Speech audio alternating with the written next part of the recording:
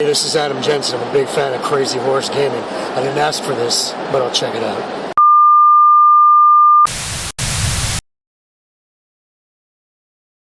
Hello and welcome to the latest edition of the Crazy Horse Cast, or as this one's going to be called, the Crazy Horse Podcast.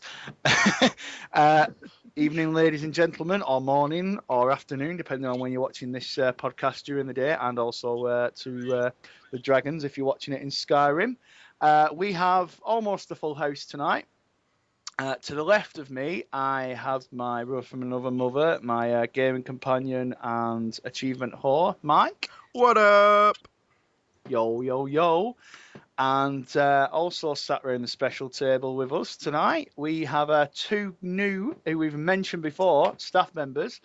We've got Alex and Tegwin. They are the gaming version of Posh and Bex. Hello to you both. Hello. What's up, dudes? Which one's Posh and which one's Bex? I'm definitely Bex. Aww. Well, you have bad hair and a goatee. She's not denying it. Anyway, swiftly moving on. It's great to have you both here. We've obviously been chatting beforehand, having a good laugh about everything. So yeah, let's obviously the subject of the podcast is going to be about the next gen consoles. Pardon? Hello?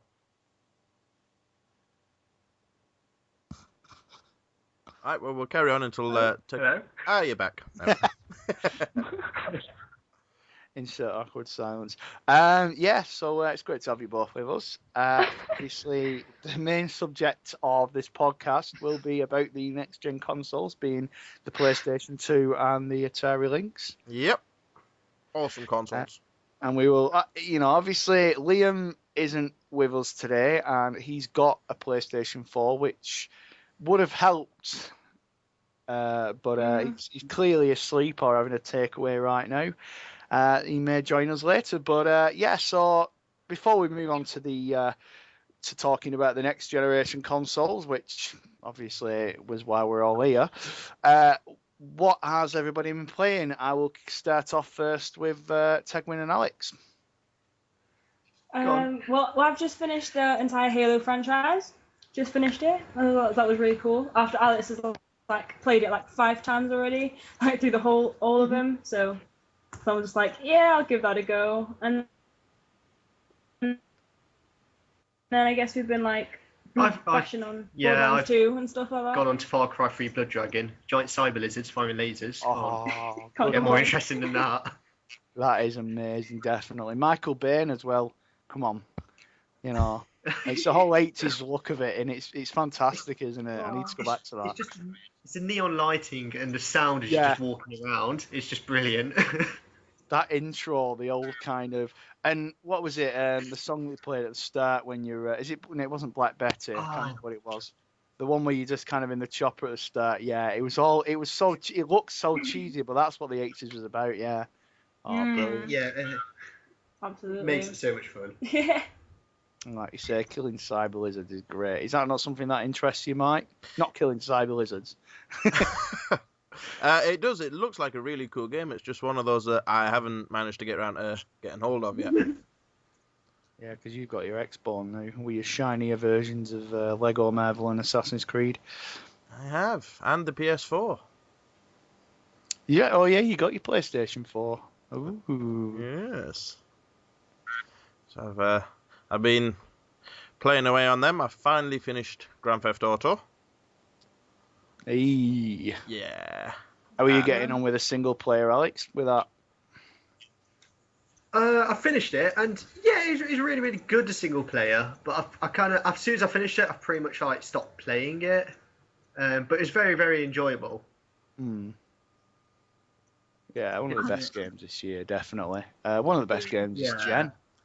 Cool. And are you both? Obviously, you both said you're playing Borderlands 2. Are you playing it cooperatively together, or you got other players in there as well? Yeah. 2 people. Yeah, I think as a game it and play cooperatively, it's great. Oh, it's perfectly fun designed just to for it, play. isn't it? I won't fancy it on my own so much. Mm. But yeah, it's co-op. It's great fun. Just obsessing Like over Left everything 4 and Dead, yeah. great. Yeah. Like every time we load up the game, the first thing I'm just like, I must just spend like 15 minutes here opening every crate. And he's just I like, keep telling you to come on. I'm like, So it's no, kinda like I Lego. know. Yeah, exactly. I must smash everything. Oh, well, you I do. love You it, got I to. love You it. know, it's like that with the Lego cool. games. Yeah, you've got to destroy every last bit. Yeah, for every last stud. I can't miss a stud. Yeah. But yeah, so sweet. I will. Obviously, Borderlands 2 is still a popular choice with a lot of people. You know, so anybody who's listening, if you want to message in, whatever, comment on YouTube if you want to join them on Borderlands 2, just give us a shout. Yeah, always up for a bit of Borderlands 2 myself, to be honest. Yeah, well, there you go. Menage a trois. Yes. Welcome. As long as you're happy to wait around while I'm opening crates, okay? It's fine by Get me. this clear for me off. You're not playing the game unless you smash everything in sight. Yeah. Yeah, too right. Yeah, exactly. Because you know, you always kind of you do that bit where you kind of get to like the upgrade screen, and you're always a few hundred short or something, and you're like, I've got to play another level to get that update, you know, upgrade or whatever. And then it's like, well, I could have done that by smashing everything. Yeah, and plus, you're getting everything out of the game. It's like, you know, I'm not one of collectible, you know, but I'm not one for collecting everything, getting 100%. But yeah, you're exploring the whole level, and who knows what you might find, you know.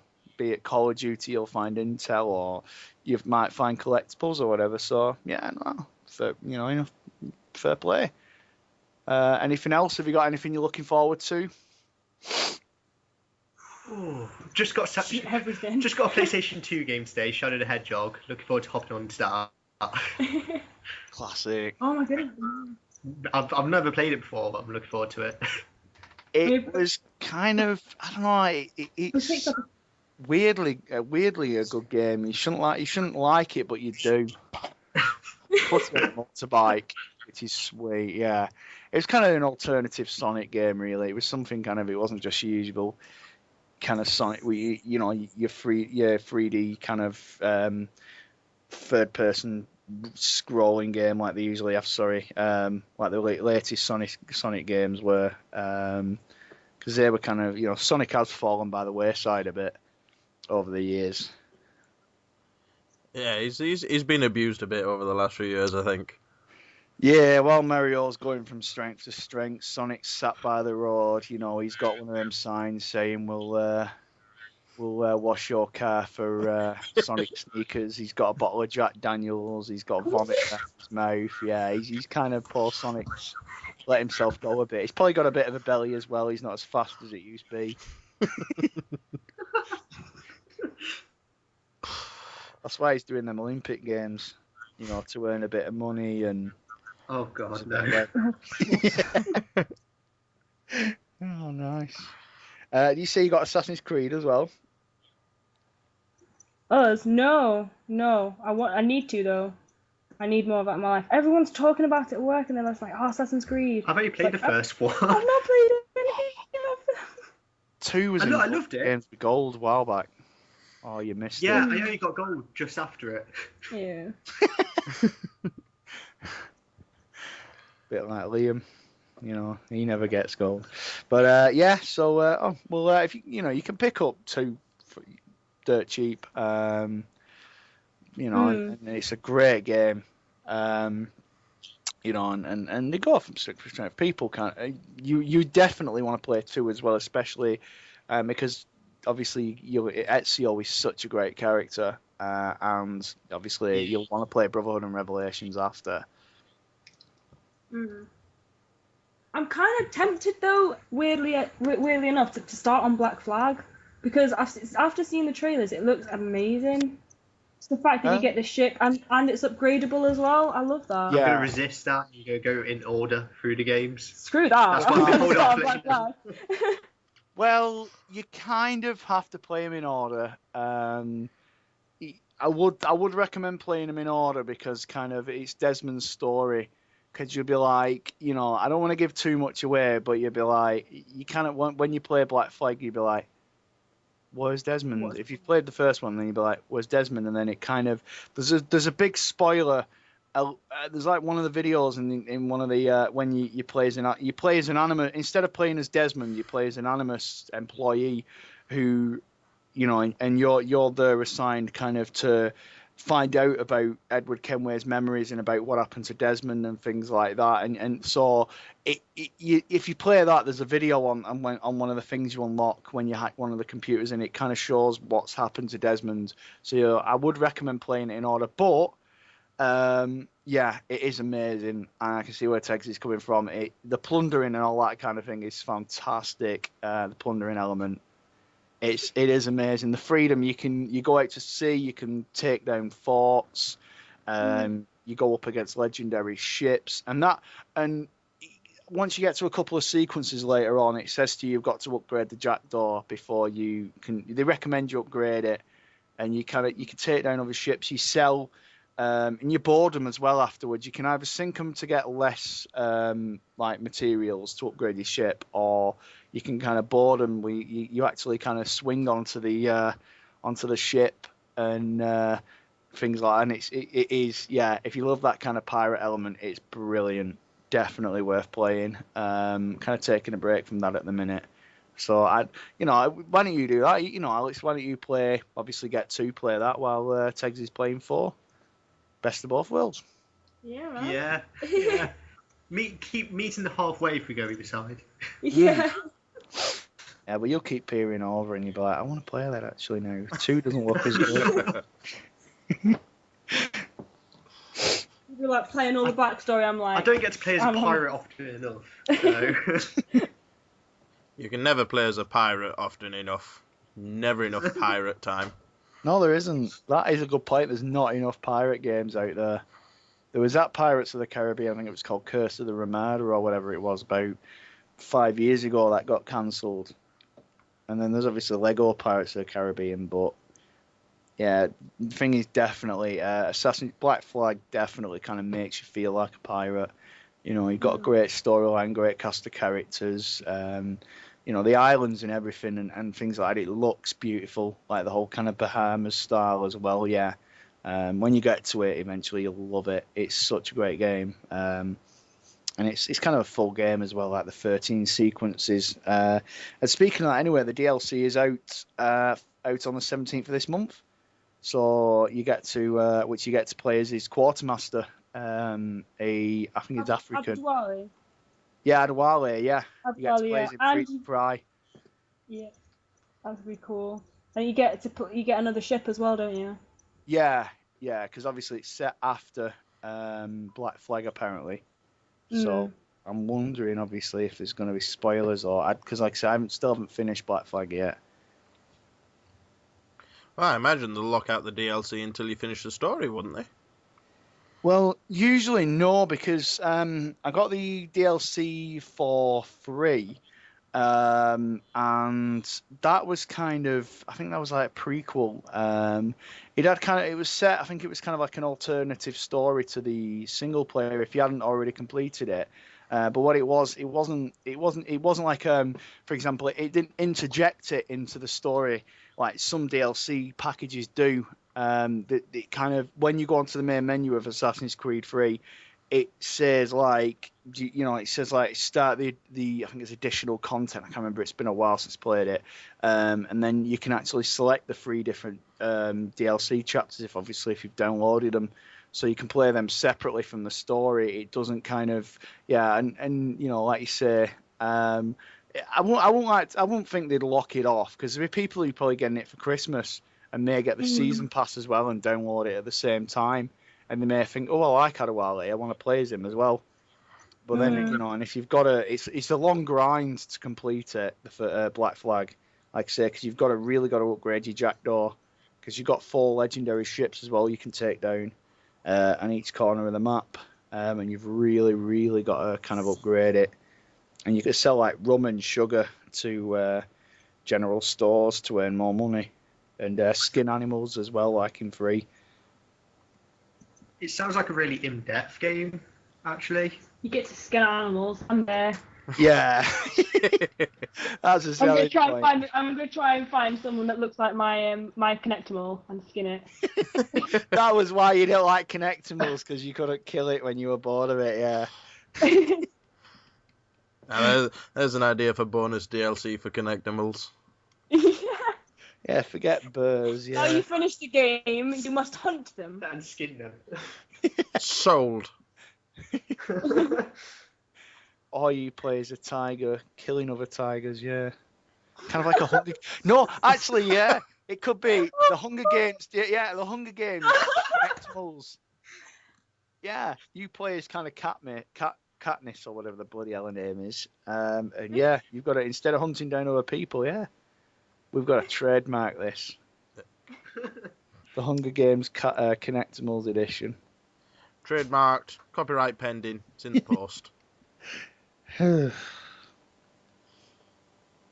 We are keeping the video gaming industry alive with all these random ideas we come out with every podcast. Yeah. Exactly. We're making EA more money. Yeah. And in fair, someone's got to help them out. I mean, they're struggling so much at the moment. Yeah, I mean, they even said they're like with Battlefield 4, they're holding back the Battlefield 4 DLC because they've got to try and fix the game. Well, at least they've admitted it's broken. Yeah, whereas a lot of companies would just kind of cover over it. Yeah, they'd be like, they just kind of like, yeah, nothing to see here. Move along. Like, what? The game's broken? What's new? It's an EA game. Of course it's broken. That's only so we Even can actually... FIFA, apparently FIFA doesn't work either as well. Oh, no, I haven't played a FIFA game since Mega Drive, I think. Oh, Teg loves it. Yeah, I Teg's up absolutely about love FIFA. FIFA. You can tell by how I rated it. Well, you didn't put it at number 1, so I suppose... only because I wanted to skin those animals. That is the only reason. You can skin animals in FIFA? Yeah, I was thinking that. No, I was talking about that's the only reason. That's what Connectimals are number 1. Yeah, no, number one, no, yeah. it would have been number 1. It would have been one. It would have been my number 1 most hated game, FIFA. But I'm more interested in skin people, but yeah, no, it's Like, because I hate the football animals. were made from pig skin. So, well, American football That is is made true. from skin, yeah. Mm. So, they skinned the pig to make the ball, yeah. Because on because obviously Assassin's Creed 4, you've got to, like on 3 as well, you've got to skin the animals to craft new outfits or additional pouches and things. Oh, and you can harpoon as well on this now. Yeah, seriously, you go harpooning. It's really it's horrible because I was playing it in bed and my fiance's like, she loves Shamu the killer whale. So I've got to go in after this killer whale. You got a little rowboat which you can upgrade. And I'm going after this this whale. And I was kind of like going, come here, Shamu. And she's lying next to me, basically going, you bastard. And I kind of, you throw a harpoon at the whale or the shark or whatever animal you want to harpoon. And the rope sticks to the obviously the harpoon with the rope attaches to the if you hit it to the shark, for example, and it pulls you along before it snaps the rope, and you've got to keep chucking harpoons, and then eventually it kind of dies. It's quite the sea turns red. oh god, that sounds horrible. That sounds beautiful. You have like certain harpooning spots, and it says like begin harpooning. Nice. Yeah, 3. You'll love 3 because you can go up into the trees on 3 and jump down onto a rabbit and this little bunny rabbit. He's just under a tree, not just minding his own business, and you can actually throw like food to it, and it stops, and then it starts eating this food, and you just dive out with your hidden blade and stab it. Many an hour I spent doing that. Anyway, I apologise about all this graphic content. Yeah, we started off on such a cheery subject already. And the next subject is Grand Theft Auto, so it can only go even. Yeah, since the last podcast, moving swiftly on before we get a lawsuit, especially from Peter, the company that loves animals. We since the last podcast, obviously GTA Online is working. Alex and myself and Mike have all had a chance to play it. Shall we obviously reiterate what we were saying before the podcast? What are your thoughts on what you've played of it? Meh. Yeah, I would agree with that. Yeah, it's good fun with mates, but it's kind of a bit underwhelming on your own because you got to run around and find things and do jobs, and you're stuck with randomers. And yeah, there's a thing where you can it costs you £100 to do that, $100, sorry, to do the passive mode, which was really annoying as well. But did you get? But have you been on it since you got the 500,000? State it is. The last time I went on it was to get the 500,000. Yeah. Yeah. I think all I did with it was buy a gun. I can't find places to buy yet. I haven't really figured that out. And just drove around doing odd stuff. If you want to buy a house or whatever at your garage and whatnot, you go on your phone because you can deposit your money through your phone as well. If you press, I think it's like up on the D-pad, you get your phone up, as you know, and then you go to the internet, and then I think it's something like on the sidebar it's got I forgot what the estate agents, whatever it's called, I forgot now, and you just click on that, and that's how you select different properties and you buy them there and then. And if you decide you want to trade up, you actually get a bit of money off the old place to get to put towards a new place, kind of trade up. That's cool. Sweet. I need to jump in it really again. Yeah, I think we need to jump in it together. Yeah, jump in it together and have Yeah. a good playthrough of it. Definitely do some jobs, because some of the jobs, there's actually one of the jobs is great. It's like you're all in fighter pilots. It's kind of like Top Gun, and you're all got to try and shoot each other down. It's amazing.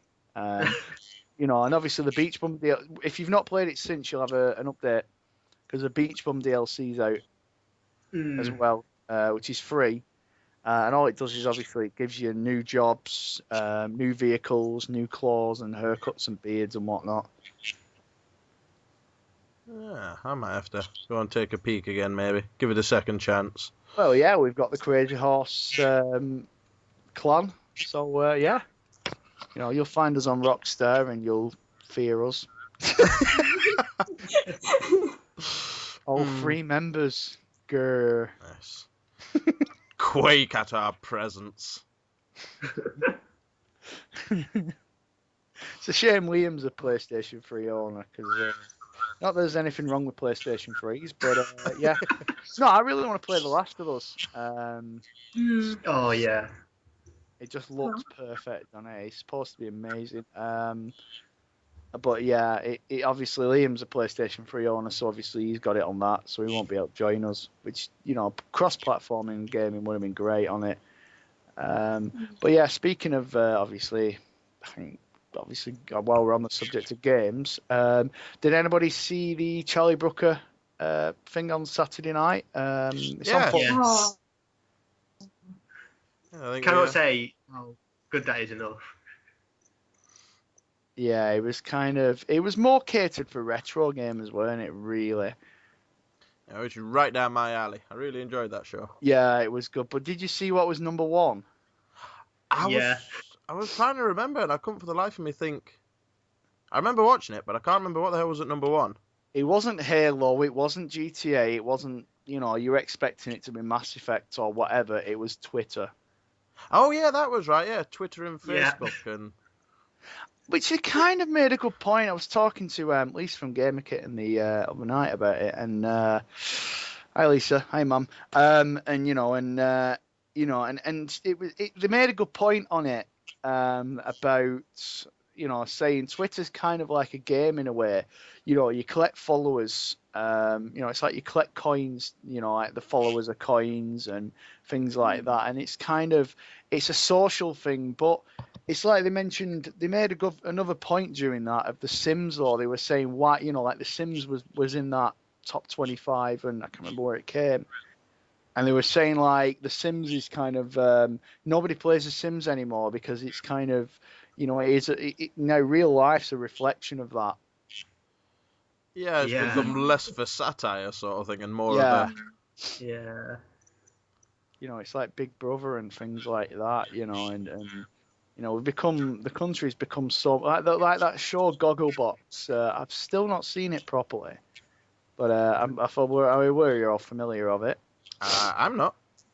It's a show where basically it's like they go into different people's houses and they film people watching TV and obviously just leave the camera rolling and they get their opinions. And apparently there's some really like funny people on there. They're not characters, they're actual real people. What it's just basically, it's you watching other people watch TV. On TV. That just sounds like a huge meta game of some kind. Yeah. Like Second Life, but maybe Third Life, yeah.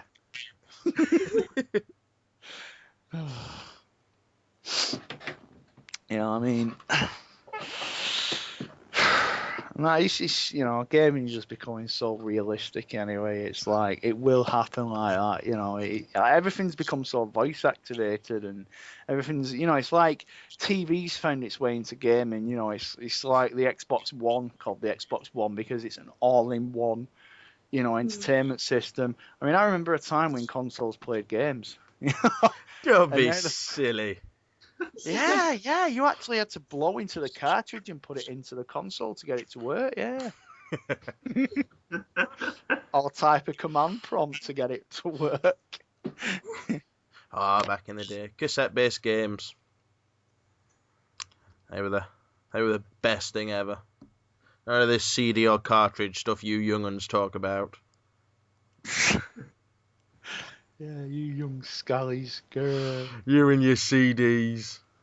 Oh, and your digital gaming. Your digital gaming.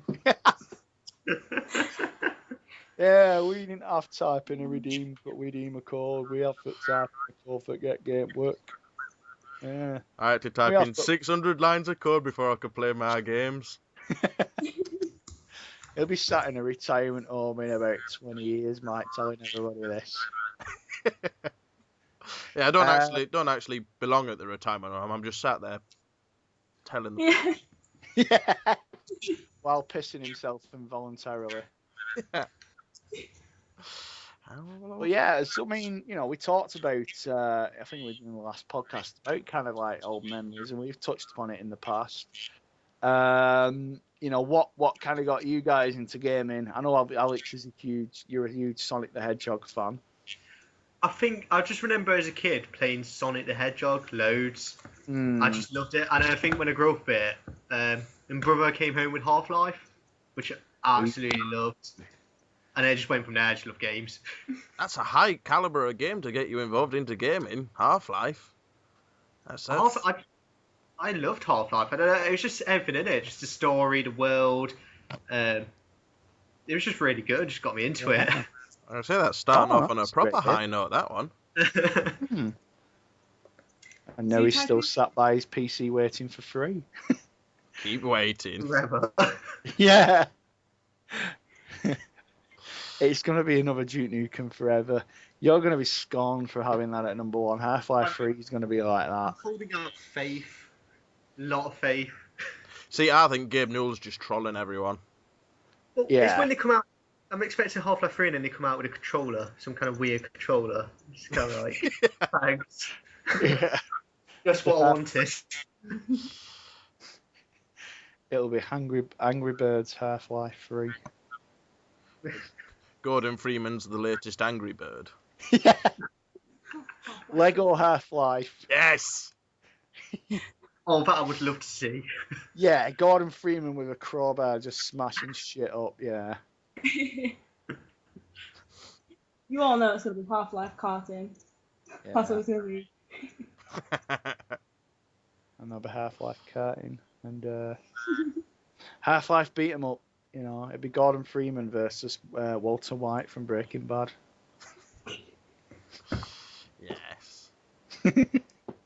Random mashups. Gordon Freeman versus Batman. Well, they're throwing Superman and Batman together, so Why not? Stick Gordon Freeman in there as well. yeah. No, Half-Life 2 was amazing. I remember my ex was like, she was obsessed with The Sims 2, and then I had my PC on. It was like Half-Life 2 all the way. Just like, oh, it's so boring. All it is violent. I'm like, you're sat there clicking on somebody having a shit in a bathroom, picking up their own poo. Half-Life, yeah, it was what. The thing is, it's always considered a classic Half-Life. It's one of them kind of genre-defining games in a way. It kind of really altered it, because for years we just had like Quake and Doom and, you know, and Half-Life came along and it was just a whole kind of, it added to that kind of FPS genre. Introduced physics. Yeah, exactly. Yeah, you know, I mean, Valve are just amazing at that, you know. Like with Portal and the Left 4 Dead games, you know, like you touched upon Borderlands 2. You were saying about, you know, you have to play that with friends, which is true. You know, and Left 4 Dead's like that as well. And they need more games like that, like Borderlands, like Half-Life 2. The Orange Box as well, you know, like what you call it, what was it, Team Fortress. Did you ever play Team that? Fortress. Oh, It's legendary. free as well now. I know, such a legendary game. I love Yeah, and you know, they're better played online. More games need that Yeah. instead of just, you know, being another kind of mediocre first-person shooter like Call of Duty, run of the mill. I mean, I've heard that. Speaking of Call of Duty, apparently Ghosts has underperformed in sales. It's doing all right, but Yeah. Yeah. I think people are just getting tired of it now. You know, the fact that it comes out every single year and yeah, there's not that many changes. You know what I mean? It's still exactly the same as it always has been. And people just like. You're eventually going to get tired of it year after year. yeah. It's Even like a just new with generation won't help it. Yeah, Yeah, I mean, I think it's like we've commented on it before that this year after year model is just going to get people that sick of it that much quicker because they can't change anything. Within those 12 months, they haven't got a great deal to do anything else. Yeah. And like I said, it doesn't matter how shiny you make the graphics. If it's still, when you boil it down, if it's still the same old, you can only sell the same thing to somebody so many times before they think, hang on a minute. And just think, nah, we'll go for something different. yeah. I mean, yeah. It's like Battlefield apparently is a new king. Have you got Battlefield 4? Liam's been playing it non-stop since he's got it. I only played the beta and it was actually really, really good. It It was very impressive. Like so much best multiplayer game I've played for a few years. Nice. Loved Are you going to get the full game eventually, or? Definitely with full season pass and everything. Just 'cause- Oh yeah. Plus the destruction in it was really cool as well. Like the whole buildings coming down and that was really, really cool. Yeah, it's good. Oh, the destructible environments. I remember that, and I think it was Black, wasn't it, on the PS2? That was, yeah. You need more games like that. I mean, are you kind of more of a multiplayer player or a single player or both? I used to be both, and then I kind of went off competitive multiplayer for a bit. I don't really enjoy it that much until I played Battlefield 4, and that's really brought me back into it. Because I know a lot of my mates loved 3. It's still not played it, but yeah, because apparently the single player, that's the only thing that's kind of put me off of it. Apparently the single player is short on Battlefield. The focus is more on the multiplayer, supposedly. Yeah, I can tell that. Yeah. I've heard the single player is pretty bad, but it's still trying They to make include, up for it. They They still make try up and for include it. I suppose. I mean, with COD, I actually do like single player on COD. Yeah. Oh, yeah. Definitely. Yeah. I was just gonna say that. Great minds think alike. Yeah. They do put a lot. There's got a great story in it. Yeah, and some of the kind of missions. You know, you kind of go to like a gunship, like they mentioned on that Charlie Brooker thing, or you go into a tank and things like that, and it's like, yeah, it does mix it up a little bit. Yeah, I found each mission actually offered me quite something different, and for like 7 hours that I played it, it would take me to complete it. It would actually be really good fun at that time. Did feel quite like a movie blockbuster. I mean, they had like Yeah. Gary Oldman in it, for example. Yeah, I think it was in the Black Ops games. And when you got talent like that, you know they mean business with a single player. Mm.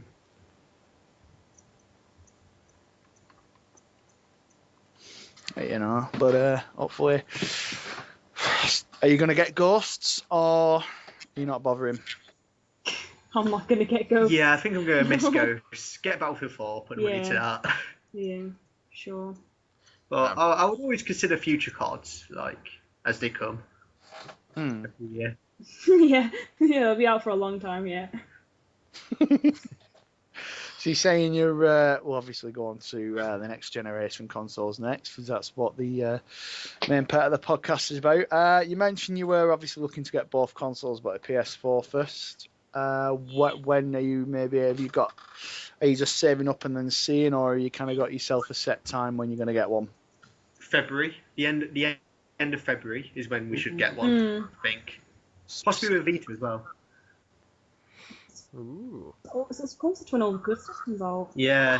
Oh, man. Next year for gaming is going to be amazing. There should be some I good games reckon. next year. I just want Division, Destiny. Division, I want Thief. Yeah. Titanfall. Titanfall. Oh man. Yeah, You're not I'm not that sorry. impressed by Titanfall. I'm one of those rare people. I'm so excited by Titanfall, and it's just I like, think no. it's because it's mostly a multiplayer game. That's why I'm not too. It was Just like World about of it. Tanks, yeah. See, Battlefield 4 is going to be our main multiplayer game. I just don't think It is. anything's going to beat that. Sorry? No, fair dues. Yeah, it's a lot of people are kind of like say it's the main multiplayer game at the minute. yeah. Everybody's playing it. And then obviously there's been a new Uncharted. I think that's been it's not been confirmed, but said they're working on it. It'll be on its way. Yeah, of course it will. Yeah, there'll be another kind of Last of Us or something like that. And then obviously, like you say, you've mentioned The Division, Watch Dogs as well. That's another one. Oh, I forgot Are you about interested in Watch Dogs. that? It's good. Absolutely. It's one of my most looking forward to. I'm glad they've pushed it back, actually. I'm glad they've pushed it back If and it said they're going results to in a tighten it up. better game, Yeah, definitely. don't mind. Destiny. I'm looking forward to Destiny actually. Quite a lot. Oh yeah, being a Bungie game. Yeah. Yeah. When I first saw it, I wasn't actually that keen on it. I didn't think it looked that good. And the more I see on it, the more impressive it looks. It's just looking great. Beautiful with so much content chucked in there. It'd be nice to see what Bungie Actually, come up I'm- with after so long in the Halo After Halo. franchise. Yeah, exactly. Well, then they've got a little bit of freedom and now less they've stress. got more creative freedom. They're producing some from the artwork and stuff. It looks like they're producing some pretty diverse and cool stuff, Yeah, which will hopefully be what comes in the game. absolutely. That's going to be a good one. What are you guys looking forward to next year? I think the ones I'm looking forward to is FIFA and Watch Dogs. Two big ones.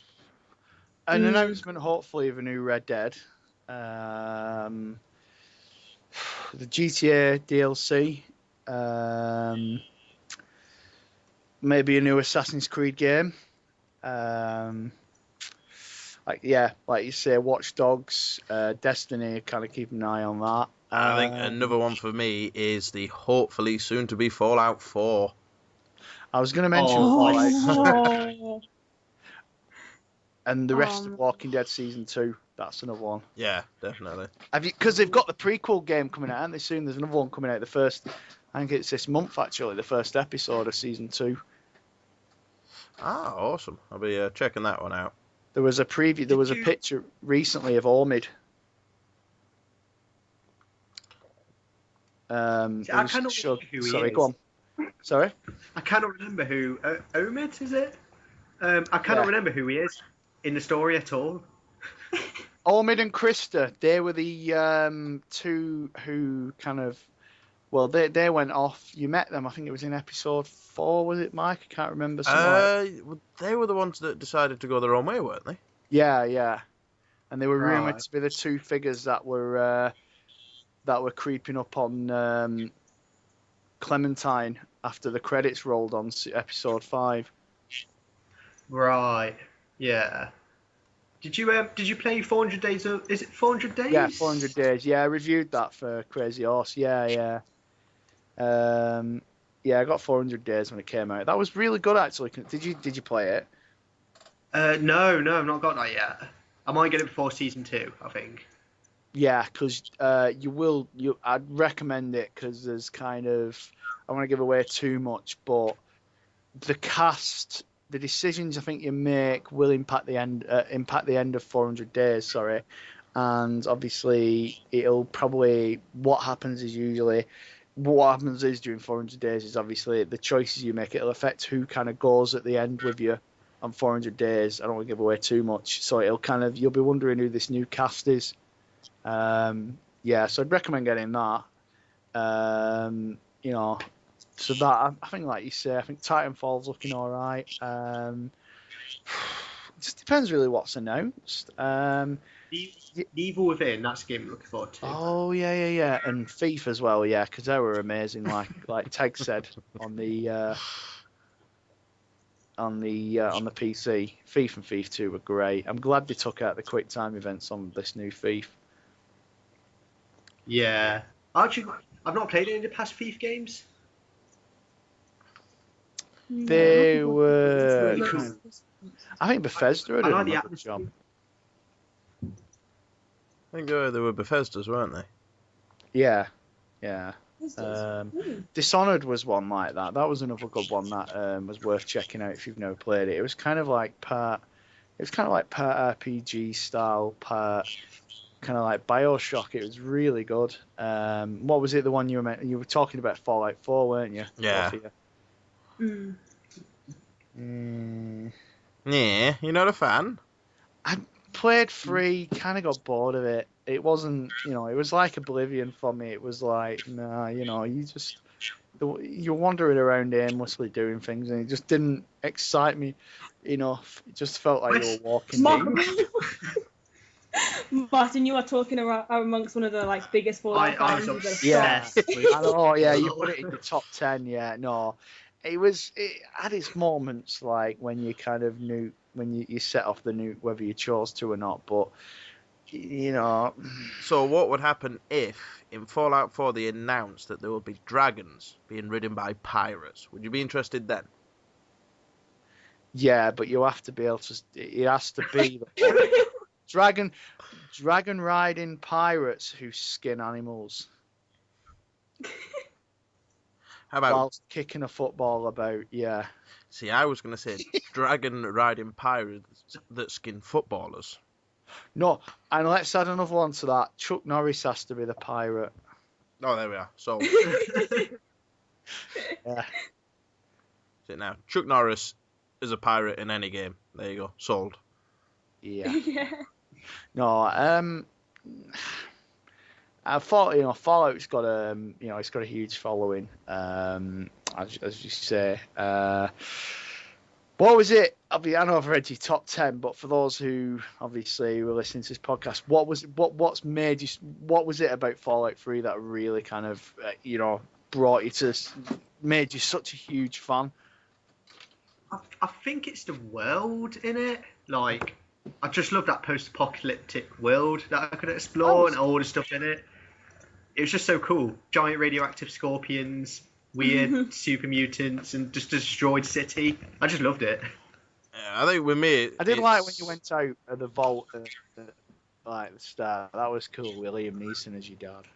Plus, you can get a dog in it. A dog called Dogmeat. I never found that. Fair dues. I think with me, it's the that full-on sense that you truly are alone in that world when you start off. That huge, desolate land. And... Oh yeah, the story was great. Yeah. Yeah, as for that Dogmeat, I never found him. I must have played well over 100 hours of Fallout 3 and never came across the dog once. He's just in a random scrapyard. You just walk in, he just comes running up to you with a load of bandits on his tail. Quite literally. I give you dog meat and I raise you. I raise your dog meat with a dog on Fable 2. Yeah. I've not played Fable 2. I've played Fable 3 and Fable 1. Fable 3's dog, it didn't really do anything with it. It just followed me around in case you barked at me. That's pretty much all the dog does in Fable, I think. Oh. Yeah. I've heard And you you can can form emotional scold him. attachment in Fable 2. What was that, sorry? I've heard people tended to form an emotional attachment with a dog in Fable 2. Yeah, I chose to save him at the end, yeah. I chose to save it right before the choice and pick all three options so I could get all the achievements. Yeah, there was a thing you could do where before it auto saved, you can do that. Yeah, you could, yeah. The Wolf Among Us as well. I forgot about that. I've just still not played the first episode of that. Is that another one that interests you both, or it's the Telltale one? I'm interested in it, but I've not touched it. I kind of forget it's out. It looks really cool. Kind of like Walking Dead, but with kind of fables, kind of old fable characters like the big bad wolf and things like that. I think there's a giant frog in episode 1. A giant what? Frog. A giant frog. Weird frog person. Can you skin the frog? No, I don't Okay, think not so. interested. Maybe Not interested. you might get a chance to punch the frog, but I don't think you skin it. Yeah, that's the quick time connect mini game. Yeah. Oh, we've got the question of the day. I think for this podcast. Can it be skinned? Yeah. Skinned. Yeah, that's any time a salesman comes round or Tegs goes to a shop, it's like, she goes to a dog pound for a puppy or a cat or whatever. Can it be skinned? See, I'm thinking we introduce a new feature to the website. A Tegwin only feature, a weekly feature, can it be skinned? Where I take different games and try and skin them. Yeah, If they don't work, I'm not buying them. that's it. If you can't skin it, I don't want it. Yep.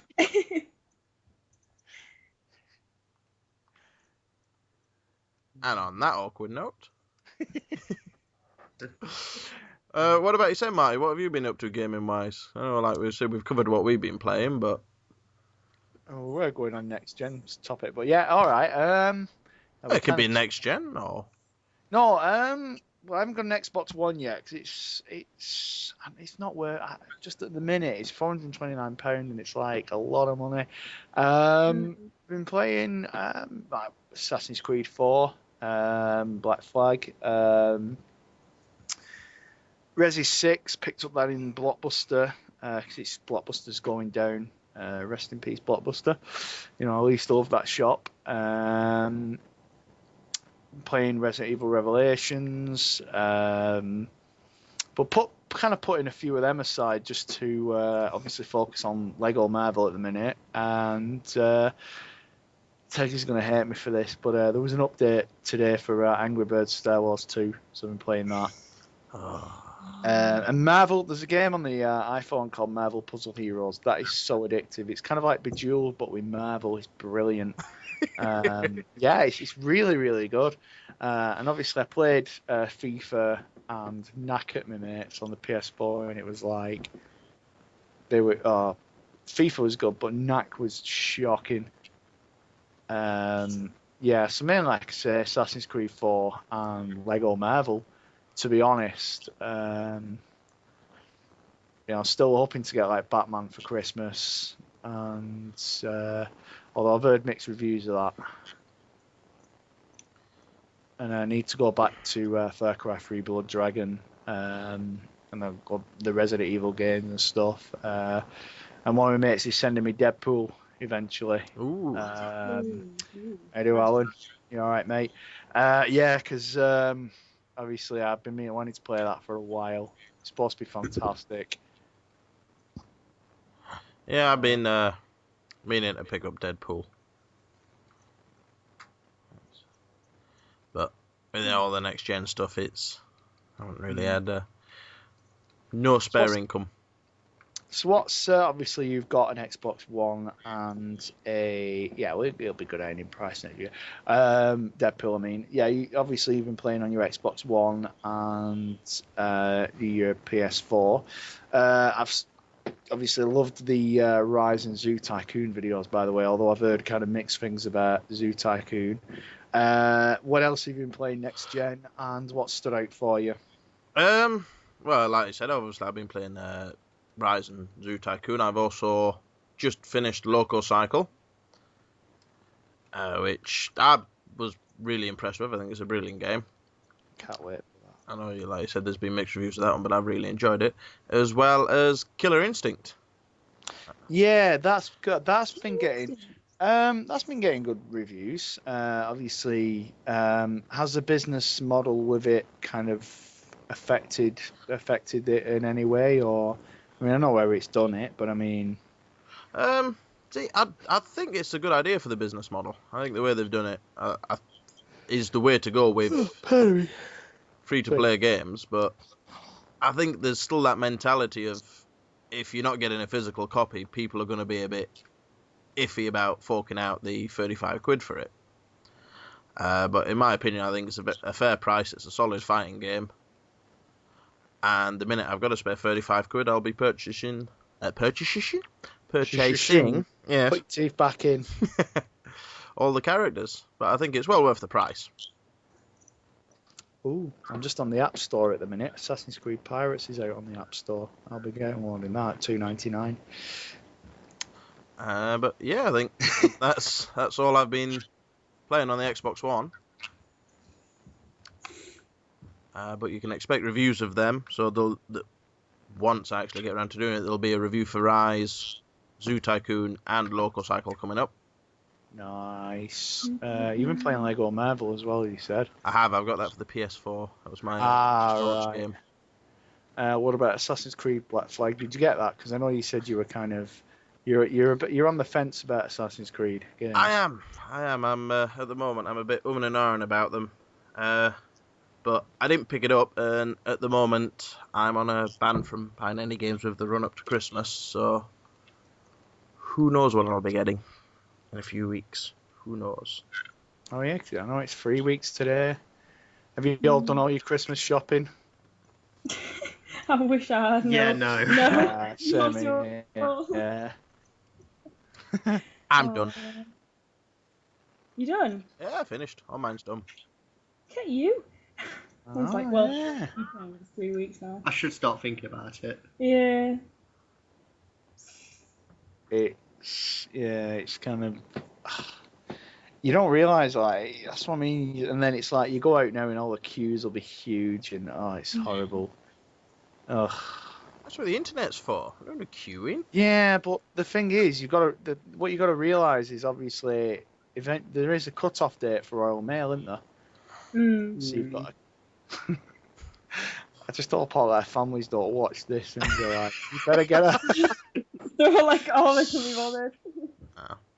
The great thing is, obviously, both yourself and Alex have obviously confessed that you haven't got each other's presents. So you're kind of like, you're going to hold this against, like, Alex, for example, when this podcast goes out in a couple of weeks. You're going to keep reminding him.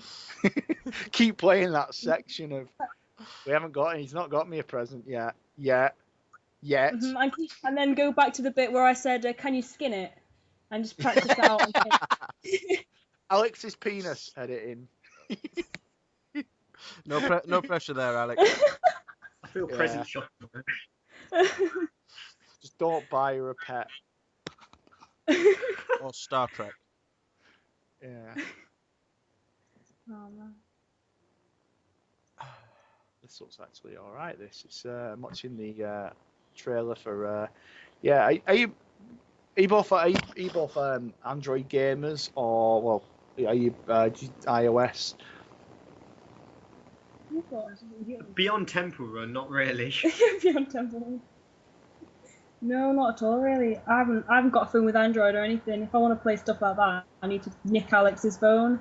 So it's like, iPhone, Alex, or?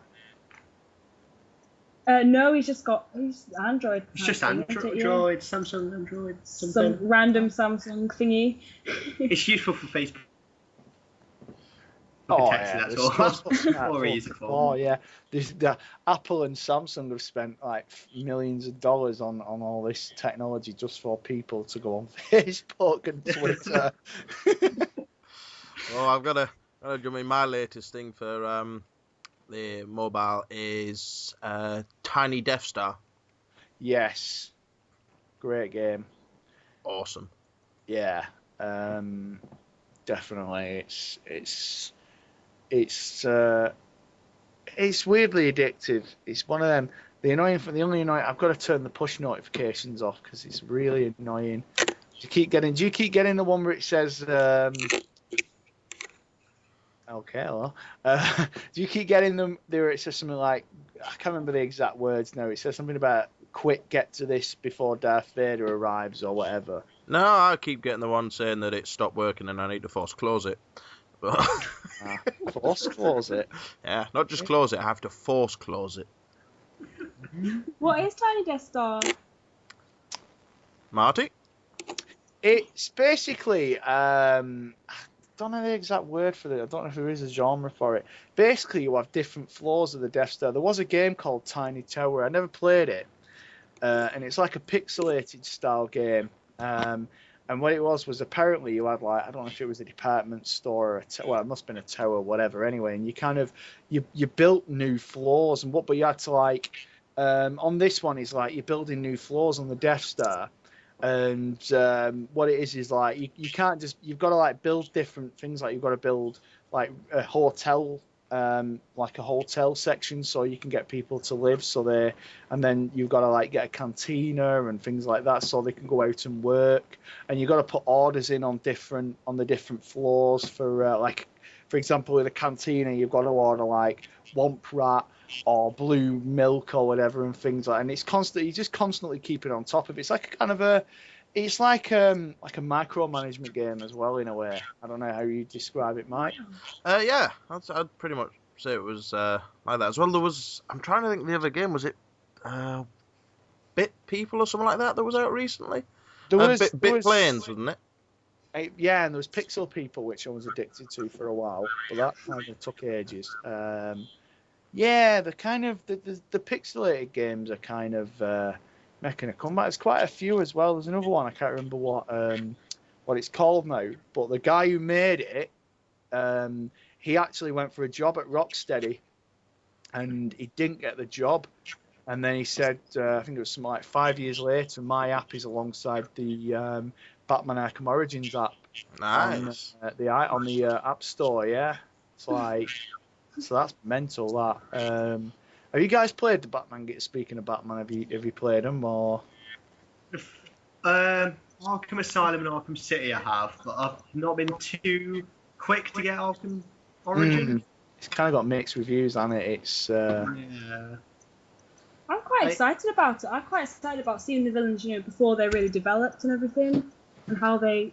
I like how they've got lesser villains in it. Yeah. Have you played it yourself or any of them? I haven't. I've asked for it for Christmas. I've asked my fiance for it for Christmas. But yeah, because it's one of them like yourself. I was a bit wary about spending 35 quid or 40 quid on it because I've heard it's quite short and the combat's changed a bit and it's got mixed reviews. But yeah, I do want to try it.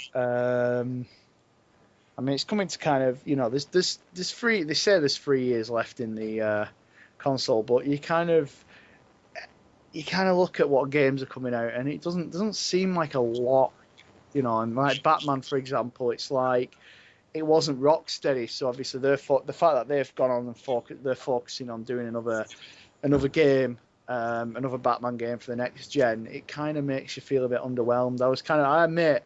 When it was first announced, Batman Arkham Origins, it was like, it's not Rocksteady, so I was kind of a bit sceptical. But, like I said, obviously, I'm going to give it a go. Is it something you'll be getting soon, maybe, or? I think I will get it, but I'm going to get it after Christmas when it comes down in price a bit. Because if it's bad, I won't be so disappointed. Because you only spent like 20 quid on it, yeah. I think it may even go in game sale before Christmas at 20 quid because usually Game do a sale. Like they usually kind of have like some games for 20 quid for a week. Just remember Skyrim when that was like 25 quid at one point. That's a bargain, that. Yeah, and I didn't even get it then. It was like when it was 25 quid.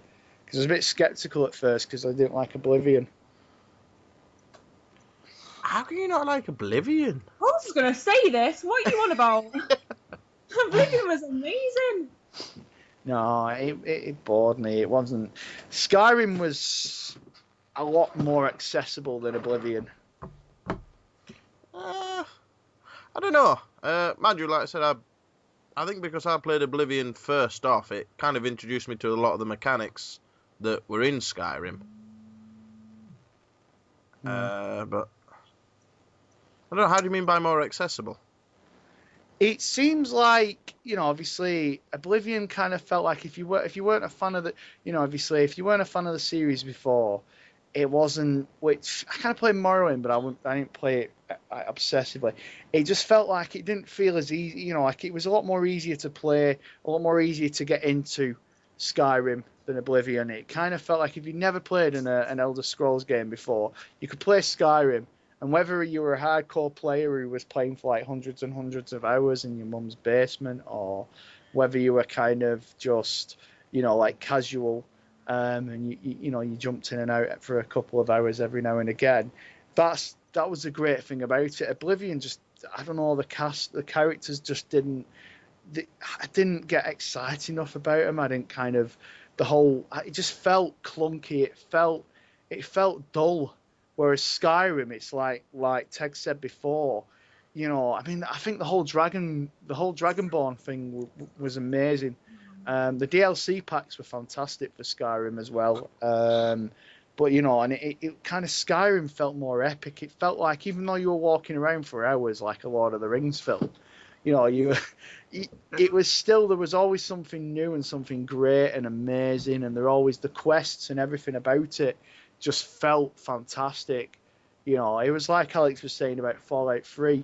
It was that post-apocalyptic world, and it felt, like you were playing like a kind of a mutant apocalypse kind of game, like you were playing a movie in a way. Sorry, and that's what Skyrim was like. Oblivion was just boring. It was just walking around talking to guards, it just didn't feel exciting enough. Whereas Skyrim really had a great story, great characters. Great quests, and the dragon, obviously taking down dragons was amazing. Just the only thing that disappointed me about Skyrim was when you got to the end and you took down what was his face? Oh, the main dragon. Alduin? Alduin, I think it was. Alduin, yeah. You go back to Whiterun and you think, I've just taken down, you've just taken down the biggest dragon in the game. And it's like, nobody gives a shit. You'd expect like a massive welcoming, like, oh my god, you're the Dragonborn, this is so epic. And it's like, yeah, No. just go send this message to that dude over there. It's like, I've just taken down a fucking big dragon that's a legendary dragon. Yeah, And all you can say is, don't go on about it, go fetch me this. yeah. Yeah, I was expecting something a bit more epic about that, because you're the Dragonborn. Did you play the DLC tags or? Oh, which one did we get? Only the house building. No, we only got one, Hearthfire. Heathfire. That's the only one we got. which is addictively fun. Yeah. As soon as you got it, he just bought a place before we got Heathfire, and then once we got it, he just bought a place and spent all his gold money on it, and then we got Heathfire, and he was like, "Oh yeah, let's I only do missions to get gold to buy more resources for my house now. yeah." Forget dragons, I want to build my house. Have you adopted a child for it as well? No, I don't plan to. I don't want some child in my house. Kind of like real life, yeah. I don't want a little bastard. Just get away. Who are you? Leave me alone. Run before Tegwin skins you. Yeah, text, just skin it. Yeah. Yeah, but it'd be interesting to see what they do with a new Elder Scrolls game next gen. Hopefully, obviously, the textures will be a lot nicer. Yeah. Kind of like instead of square trees. Bethesda, if you're listening, I still haven't got my invite to the beta yet for Elder Scrolls Online. Oh, yeah, we were just going to Just say about that's to say coming that. soon, isn't it? Yeah. Are you- Oh, man. Are you planning on getting the Elder Scrolls Online? Oh, definitely. Definitely. I think it's a must. I think what puts me off it is just the subscription fee.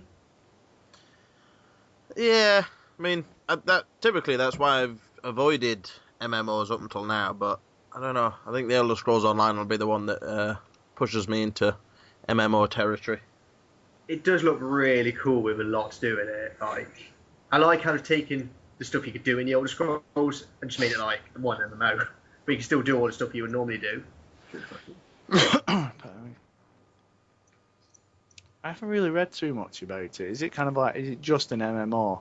Just like, how many people can it hold, apparently? I haven't got a clue, to be honest. It is like a full-on MMO. Not quite sure how that'll translate over to consoles, but it should be interesting to see. And yeah, it's pretty much just Skyrim with loads of randoms in. Do you think it will be able to handle it on a console? Because, I mean, supposedly, Battlefield 4 is supposed to hold 64 players. Yeah. Well, it'll be interesting to see. I mean, we haven't really seen what the consoles are capable of yet, but it'll be an interesting experiment anyway. Be a fairly expensive one, I think, for Bethesda if it doesn't work, but... Yeah, well, they're a successful company. I think do you think this is, obviously they could afford to take a hit like this? I don't know if anyone can afford to take a hit like that, but I mean, it's been 7 years in production now?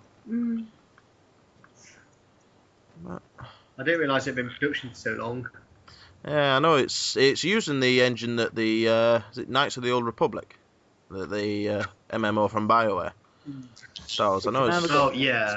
It's either going to go the way of Aliens, Colonial Marines, or the way of Alan Wake. Yeah, and I'm hoping it isn't going to go the way of Aliens, Colonial Marines. Oh, man. That's good. Amazing. Yeah, because I've heard that game was still not played that. Is that one? I suppose after hating Aliens versus Predator, it's not one that's on your radar, Al. Yeah. Oh, I played through it. And, What? Marines?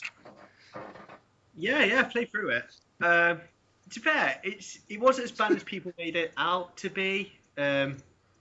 It was really bad compared to what they showed off at E3. It was nothing like what they showed off. Yeah. It's good for if you're a really hardcore fan of it. It's good because it's got a lot of fan service in there. But as a game, it was just rubbish. It was just bad. Just a missed opportunity. Just got so much stuff wrong in it. See, I think that's the thing. Had they not had the publicity they had with it, I think it would have just come out and it would have been another mediocre game that nobody paid any attention to. Yeah. I think it's all this issue of Gearbox kind of lying to people about it and showing Then if he... shifting the blame to to Sega and saying the other company as well. Sega didn't give enough money. Sega, yeah, it was all the other company's fault who developed it. Yeah, I think if it wasn't for all that, then it wouldn't get half the slack it's getting. It's kind of the video game. It's going to win what the video game equivalent of the Razzies. Yeah, I was just thinking the same thing. What was it? The Duke Nukem Award, is it? Yeah. The Adam Sandler Award for video games. Because even he's gone downhill. But yeah, so what's kind of so you were going back to what you were saying before. Obviously, we're talking about next gen. What's made you decide to get a PS4 first? I think one, it's the cost because it's slightly cheaper than the Xbox One, and I think it's just because there's more single player and indie games coming to it. It's exclusive, isn't it? Yeah, I'm looking forward to Killzone. I actually quite like Knack. I know a lot of people don't like it, but I find it quite fun. Oh, what is it? The Order 1886. Yeah. That looks pretty Oh, good. yeah. Yeah, there's a lot of Infamous. Infamous. Yeah, I forgot about that. That looks Oh, really Second good. Son. Yeah. Yeah. I like how Powers are using that. Like Yeah. turn into ash, is it? Yeah. If Well, I Robin's like, showing off, it's Yeah, really exactly. cool. I like the development of your powers. That you literally just suck them out of other people. I like that. You didn't just like find. You didn't just go down a dark alley and find an orb. No, you just find a person and suck it out of them. I like that. It's kind of like skinning an animal. I knew we were gonna go back to that. Yeah, that should be. That's gonna be that. That is gonna be the key factor in buying it. Yeah. Or somebody just randomly just handing the. No, not even gonna say anything. Just hand over the case to the guy behind the counter, saying, "Can you skin it?" Is that one of his powers in the game? Wasn't it? Is it? What was his name? Did you play the first one, Mike? Don't think I did, to be honest. Because you couldn't skin it. Yeah, couldn't be skinned. I always thought it kind of looked at first, like when I first saw the first one originally, kind of looked like it reminded me a bit of The Force Unleashed. Like, but not Star Wars, obviously. It kind of looked like that. Like you had the power to kind of shoot things at your hands and whatnot. Yeah. Yeah, I can see where you're coming from that way, but I think it was one of those, and all, it was a weird game because it wasn't quite a AAA No. title, was it? It was. Maybe. Yeah, I don't know. I don't know how it performed, obviously. Like sales wise, but obviously it got a sequel, and it must have done quite well to have got a third game. Yeah, well, obviously made it sales and whatnot, I imagine, for it to get where it is. I'd be interested to see as well. Hopefully, maybe if God of War can claw its way back, if they are going to do any more for the PS4 now. Because apparently the last one, I think is it Ascension? Apparently that was awful. I've never actually played any of the God of War, so I can't really comment on that one. The first two were amazing. You know what I mean? It's like, do you think any of you guys will get a Wii U or? Yeah, I actually want a Wii U. Yeah. Because it's got great exclusives on it. Just missing any other games, unfortunately. But the exclusives like Zelda, Mario, that's all really good. But that's all there is on it. We ripped Liam about that, yeah. He's poor lad. Yeah, it's like the saying that the other night to me. Nintendo's strengths lie in the kind of the Marios and the Zeldas and whatnot. The new Zelda game looks good for it, as does the new Mario. But yeah, they've not really got a lot. It's sold this gen. That's the only problem with it. If it just feels if it was out a lot earlier, it doesn't feel next gen. It just feels like if it was out a lot earlier, it would have done better. But Yeah, it's too late. and the controller just feels weird. It's like the pad thing. It's like, why you're handing me this? If it acted like a second screen for games, it'd be great. But it's a lot of the time it's the same game, but just projected onto the pad, and you're like, well, I can play that on my TV. Why would I want to look down and play it? Yeah, I don't think the actual. I like. Go on, Alex.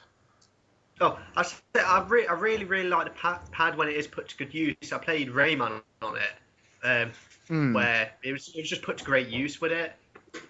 So it can be used really, really well. Just I don't know if that many games are using it. Yeah.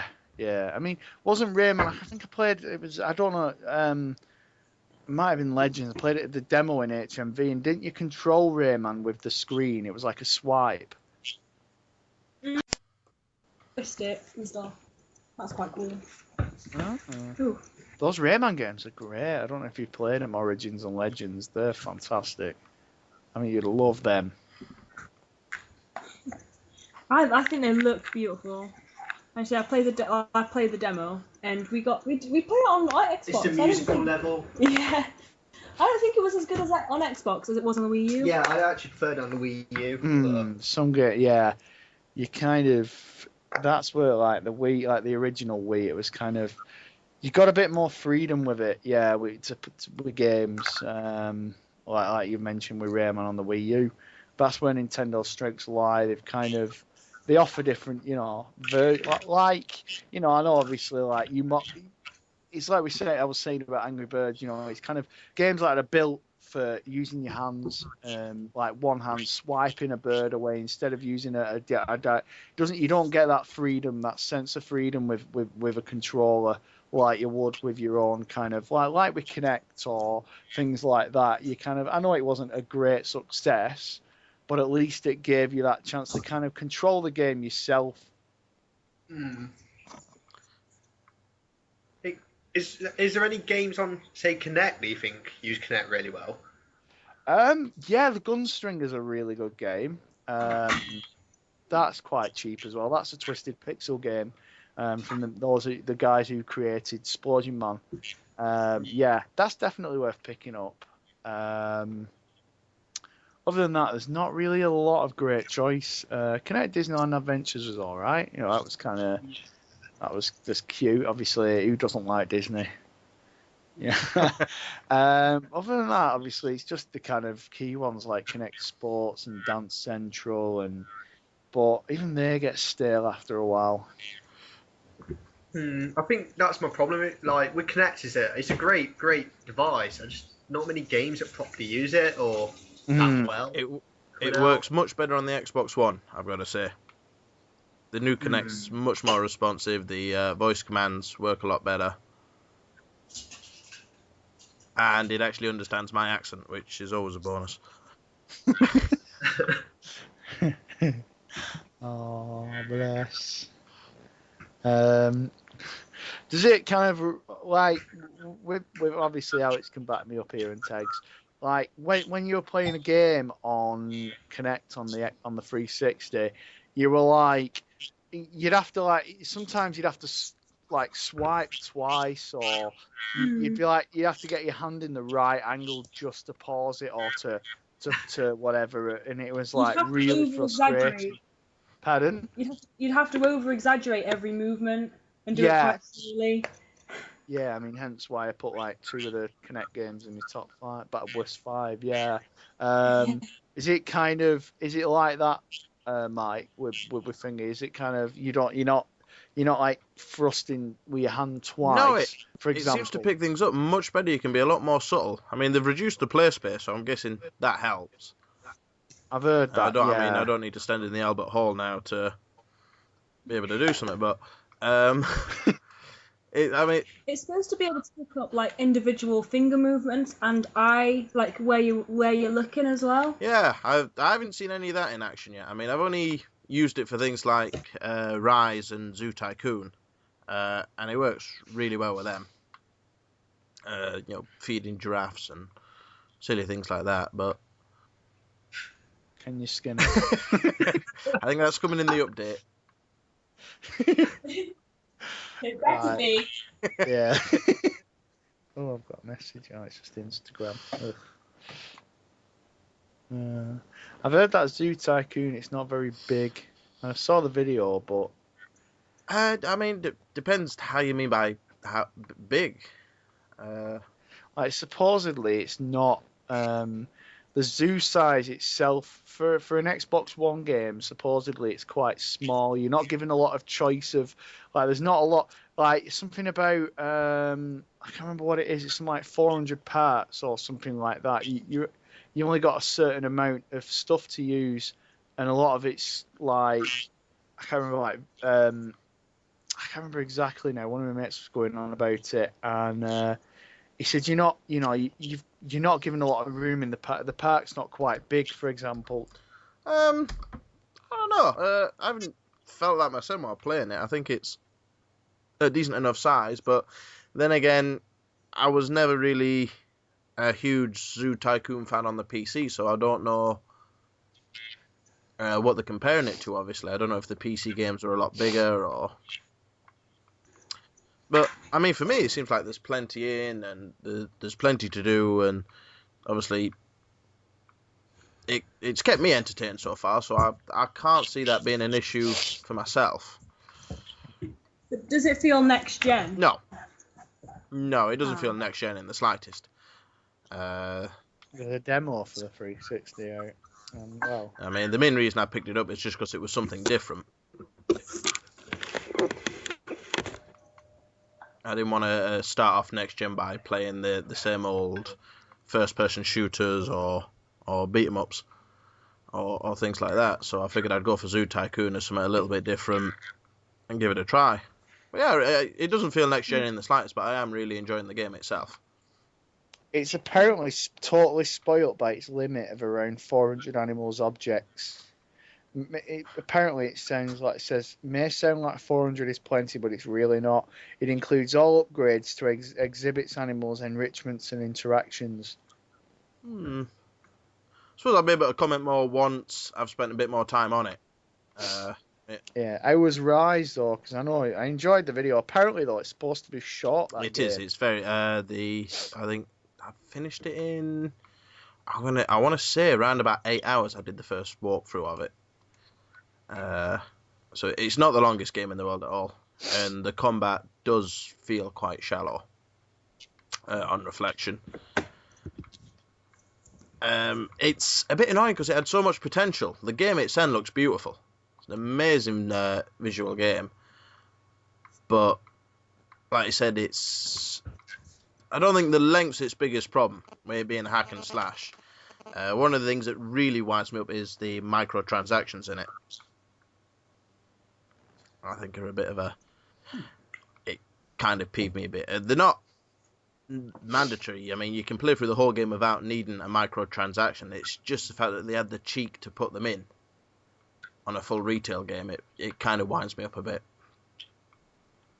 What can you sort of purchase from the microtransactions? You purchase gold, which you can use to level yourself up, buy new skills and stuff like that. It's basically, if you can't be asked to go through the leveling up system, you just purchase the XP and gold and level up straight away. Right. Like, what do you guys? Well, obviously myself, we've discussed microtransactions in the past, but do you both use a lot of microtransactions in games? What is your view on that?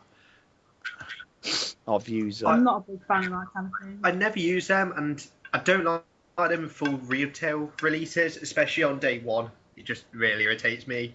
Because if I pay 40 quid for a game, and there's like weapons and stuff that you have to pay extra for, it just irritates me on day one. Like Mass Effect 3 had that, yeah, with the DLC. Gears of War 3 had the weapon skins. Yeah, I think. And yeah, it's... See, I see what I mean with, like you're saying, with the Mass Effect where they had the day one DLC.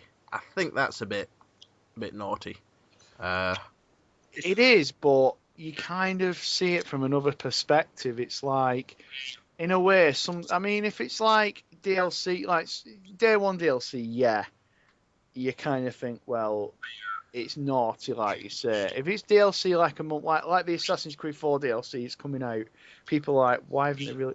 Because in some ways like that, they've probably, obviously the game's got to be shipped, it's got to be out, it's got to be done, it's got to go gold, yada yada yada, and obviously then they can focus on the DLC. Yeah. So maybe a month after the games comes out, I can handle that. But yeah, day one DLC, yeah, that's like basically day one DLC pisses me off in a way, because it's like you buying a cake and then you go to Greggs, you buy a full cake. I don't know if they sell full cakes, not that it matters, but anyway, for the point of the example, you go to Greggs, you buy a cake, and then they're going, right, you've paid £40 for that cake, but what we're going to do is we're going to charge you another tenner for another slice of that. We'll cut a slice out of that cake, and you're going to have to pay another tenner for that slice.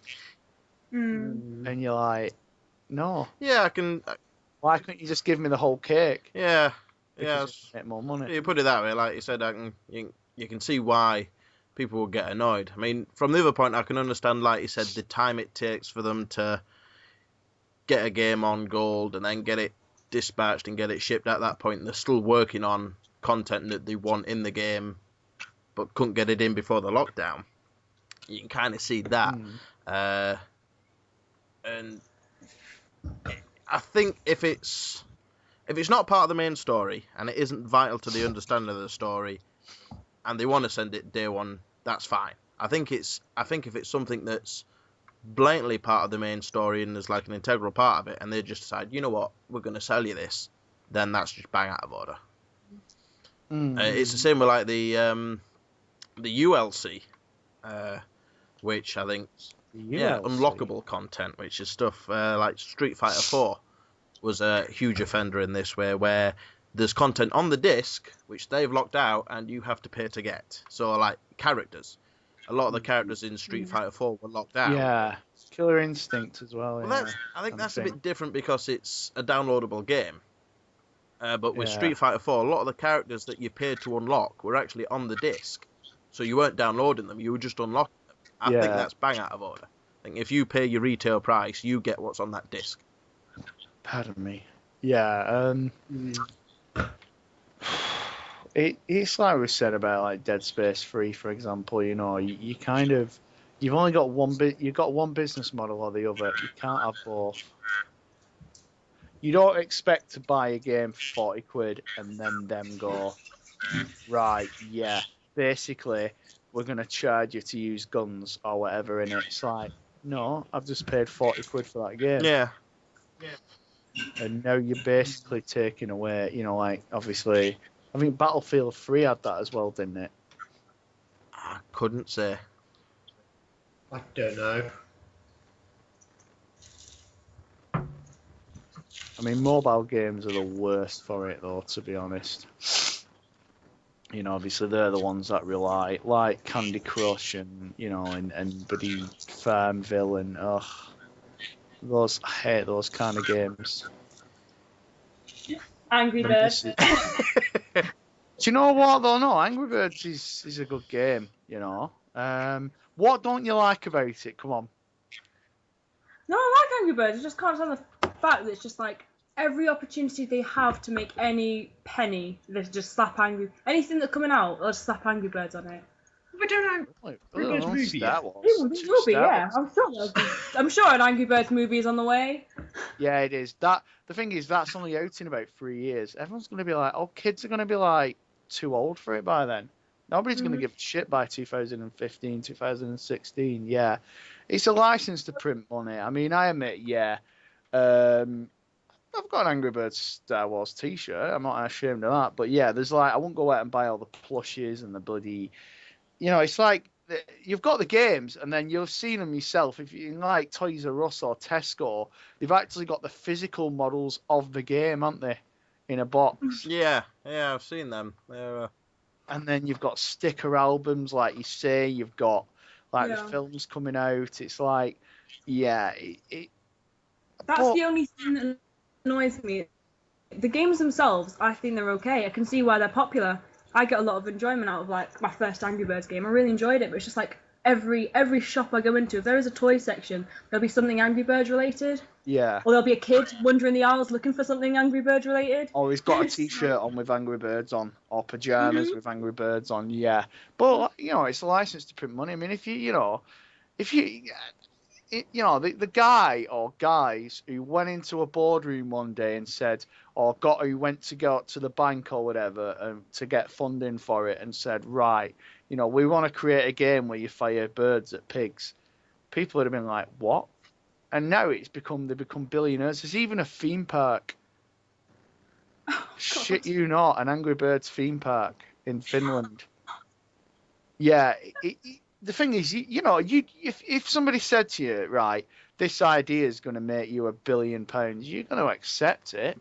But yeah, in a way, you think, well, would I sell my soul? And that's what you have kind of done. Yeah, you know, it's what's the other one as well? There's Cut the Rope as well. That's another one that's kind of become a bit of a merchandising machine as well, in a way. Trying to think what else really. To be fair, Fruit Ninja. If it's popular, wouldn't you? Yeah. See, you know, I can see Angry Birds becoming this generation's Lego. well, Star Wars is out on the Xbox One. Why? You know, what is the point?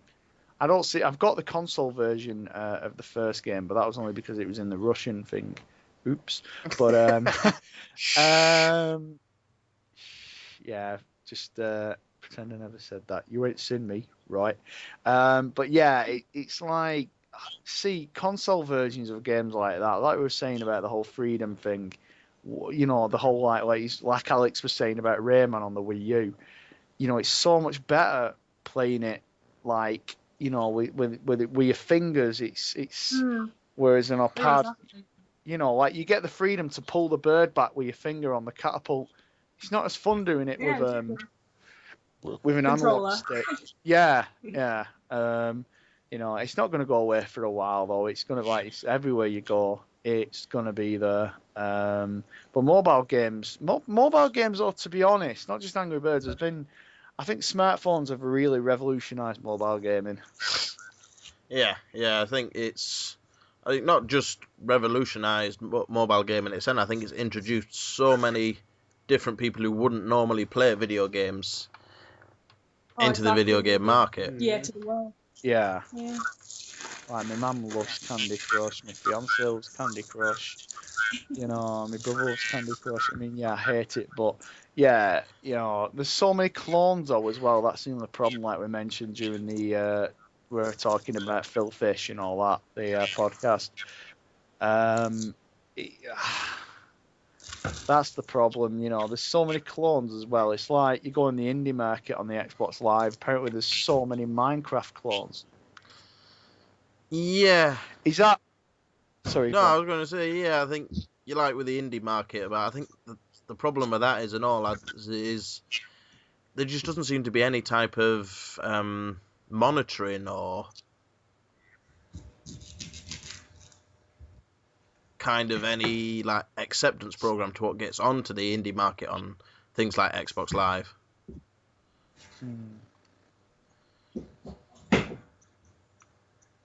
Yeah, it's, I don't know, something like that. Mount Your Friends is so funny.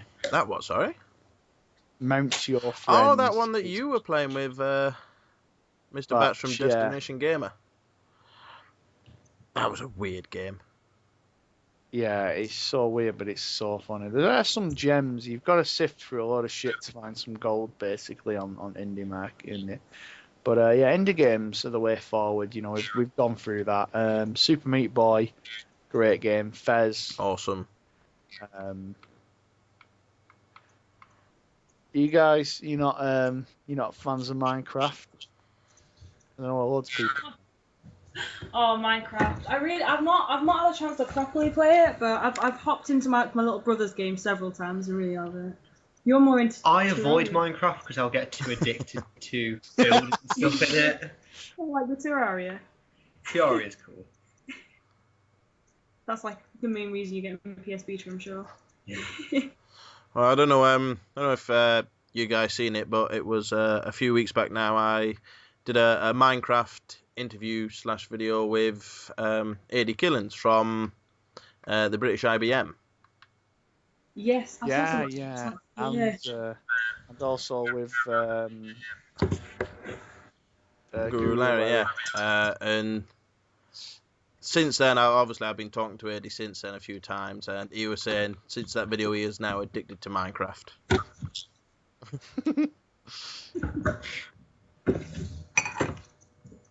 It'll be a relationship breaker. Yeah, I'm going to start getting threatening messages off his missus afterwards. Who? Off tags. But yeah, I mean, for those of you out there, if you haven't seen it, go check out the interview I did with AD from the British IBM and Gimpy Software. They're developing a game called Lunar Panda, which is a brilliant game you should go check out. A bit of a homage to Lunar Lander for those retro gamers out there. And if you're feeling festive, check out our website. It's been given a bit of a Christmas makeover. And we also announced our new Christmas competition.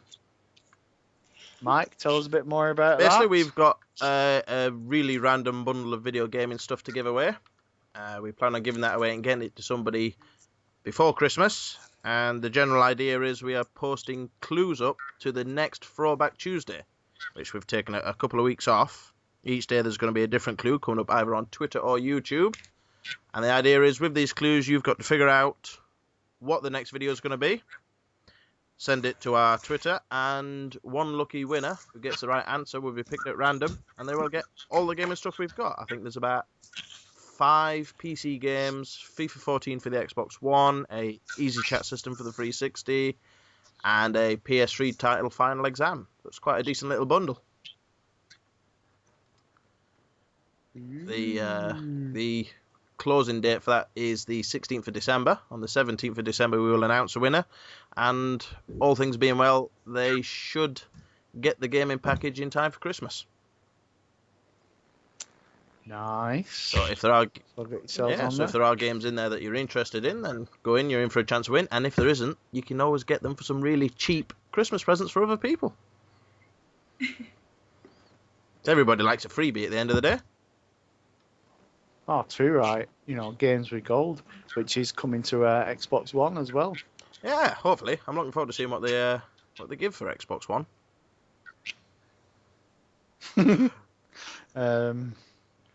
It'll be in about 5 years, and you'll get 4 of them.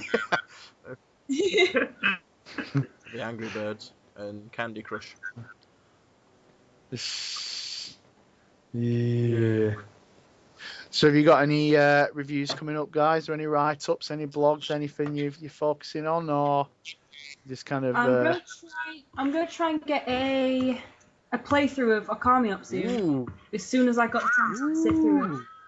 Yeah, it's gonna be. Don't tell me anything about it, because literally it's gonna be the blindest playthrough ever. Alex has stopped me from watching trailers, reading any reviews or anything. I've not even read the back of the box. I can't tell you. Literally just. I can't tell you anything about Okami anyway. I've never played it, but I do know it's a classic. Beautiful. Yeah. Yeah, well, judging from the artwork on the front, it looks like it's going to be a beautiful game. It really does. I think is it Okami HD? I think that's out for the Yeah, Wii U. they did a remake, or say a HD rehaul, I suppose you could call it, of Okami for the Wii U. Oh wow, so impressive game then. Well, you have to be to warrant an HD remake. Yeah. It's a beautiful looking game. And like I said, I've never played it, and unfortunately it never did very well. I got it on the PS2. Yeah, it was handled really well, and it looks beautiful. Yeah, and the freedom of it was a unique game. Put it that way. You'll love it. You'll absolutely love it. No, I'm really looking forward to that one. Oh yeah. Oh yeah, I'm going to try and review Baldur's Gate. Is it? The enhanced edition. Yes, yeah. I'm going to try and get through that. I'm hearing good stuff about it. It's I mean, Baldur's Gate 2 is a classic anyway. I think a PC gamer of old will agree. I've never Space on It's Space on Dungeons and Dragons. Yeah, it's Yeah. a Dungeons and Dragons type game. But yeah, it's a classic, and like I said, they've just done a HD enhanced edition of it, and I think it's already out now. But it should be great to see what you think of that one. I'm looking forward to getting stuck into it. Are you going to get Diablo 3 or? Oh, I definitely have to. After everyone at work's just going on about Diablo 3, I have to get it now. Been pressured into getting it. I don't know. I've not played any of the other Diablo. I've never played any of them. I don't know what the appeal of it is, or what you do with it. Do you know, Mike? Yeah, the Diablo's a classic. I played the first one. I haven't played Diablo 2 or 3. So it's the last one I played was proper old school, but it's just one of the classic old PC games that kicked off really well. It was brilliant to play back then, and I'm sure many PC gamers out there are probably snarling the teeth at us when you mentioned you can't understand the appeal. It'd be you console gamers, but it was just the first one was just a brilliant game of its time, and unfortunately I haven't kept up to date with it. Again, it's the same with StarCraft. I played the first StarCraft and haven't played one since, unfortunately. But kind of those two went hand in hand for me back in the years when I was a PC gamer. Well, I think I'll might try and give it a go. There's a demo on XBL. I might give the demo a try out, actually. It'd be interesting to see how Diablo converts over to a console game. I've heard good things about it. It's supposed to be good. I've heard great things about it. I've heard people enjoying Yeah, it. Quite. For a console game, definitely. Apparently, it handles really well, kind of control-wise. It's one of those things, because obviously Blizzard got burnt quite badly with the StarCraft 64 many years ago. I don't know if any of you guys are familiar with it, but obviously the StarCraft franchise being a huge PC real-time strategy market, they decided to bring it to the Nintendo 64, and it's basically gone down as one of the worst games in history. It was just a terrible, terrible port, and it didn't work well at all.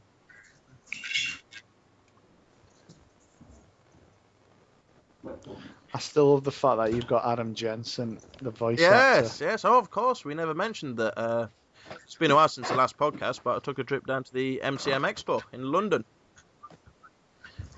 where I met the voice of Adam Jensen. A really nice guy.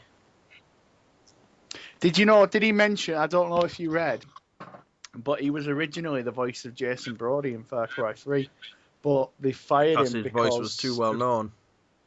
Yeah, it would have Yeah, he was also saying he also lost the role of Batman because of that same reason. Oh. He doesn't feel bad about it at all. He says he's been blessed with being given such an iconic video game character now, and he's really, really happy about the fact that he got Adam Jensen as a role, and he loves his job. But he says it has cost him a few roles since, because he's become so synonymous with Adam Jensen, and that voice is so well known that a lot of the people just don't want to associate Adam Jensen with their game, sort of thing. But he was such a nice guy, really polite. Had plenty of time for everyone there. You just couldn't fault him, really. Oh, that's cool. And like I said, he did a awesome intro for a website, which is a bit risky because I'm guessing he'd never actually heard of the website beforehand. I don't know. Like when you get them like musicians who go onto a radio show and it's like, "Hi, I'm Ozzy Osbourne. This is welcome to 98.2 whatever." Yeah. Yeah, I don't know. I could be wrong. He could have been one of our biggest fans beforehand. Who knows? Maybe Our only fan. he'll be our one Canadian viewer and follower. Who knows? But yeah, he was quite happy to do an intro for us, and we've got Adam Jensen introducing most of our videos now for the website. Nice. I tell you, if you could get hold of him as well. Roger Craig. Speaking of Batman, Roger Craig Smith. He'd be amazing. He was at the Comic-Con in London. He does the voice of Batman in Arkham Origins, Ezio Auditore, Differentia, and Sonic the Hedgehog. Sonic the Hedgehog? Yeah, seriously. Roger Craig Smith, he's played Sonic the Hedgehog in, I can't remember which Sonic games, but yeah, he's the voice of Ezio. He's also the voice of Batman. He's also in he's done a few voices for Lego Marvel as well. Seriously, if you listen to Ezio... It was, I saw him at the Expo. He was there when I was down there at London. I just didn't realise he did the voice of Sonic. Yeah. He's, I'll find out for you now, actually. But yeah, he's quite iconic. Like I say, Ezio is probably his most iconic role.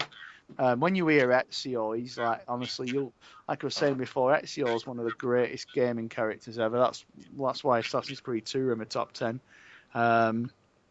He's just so charming and so like he's the Italian side of him.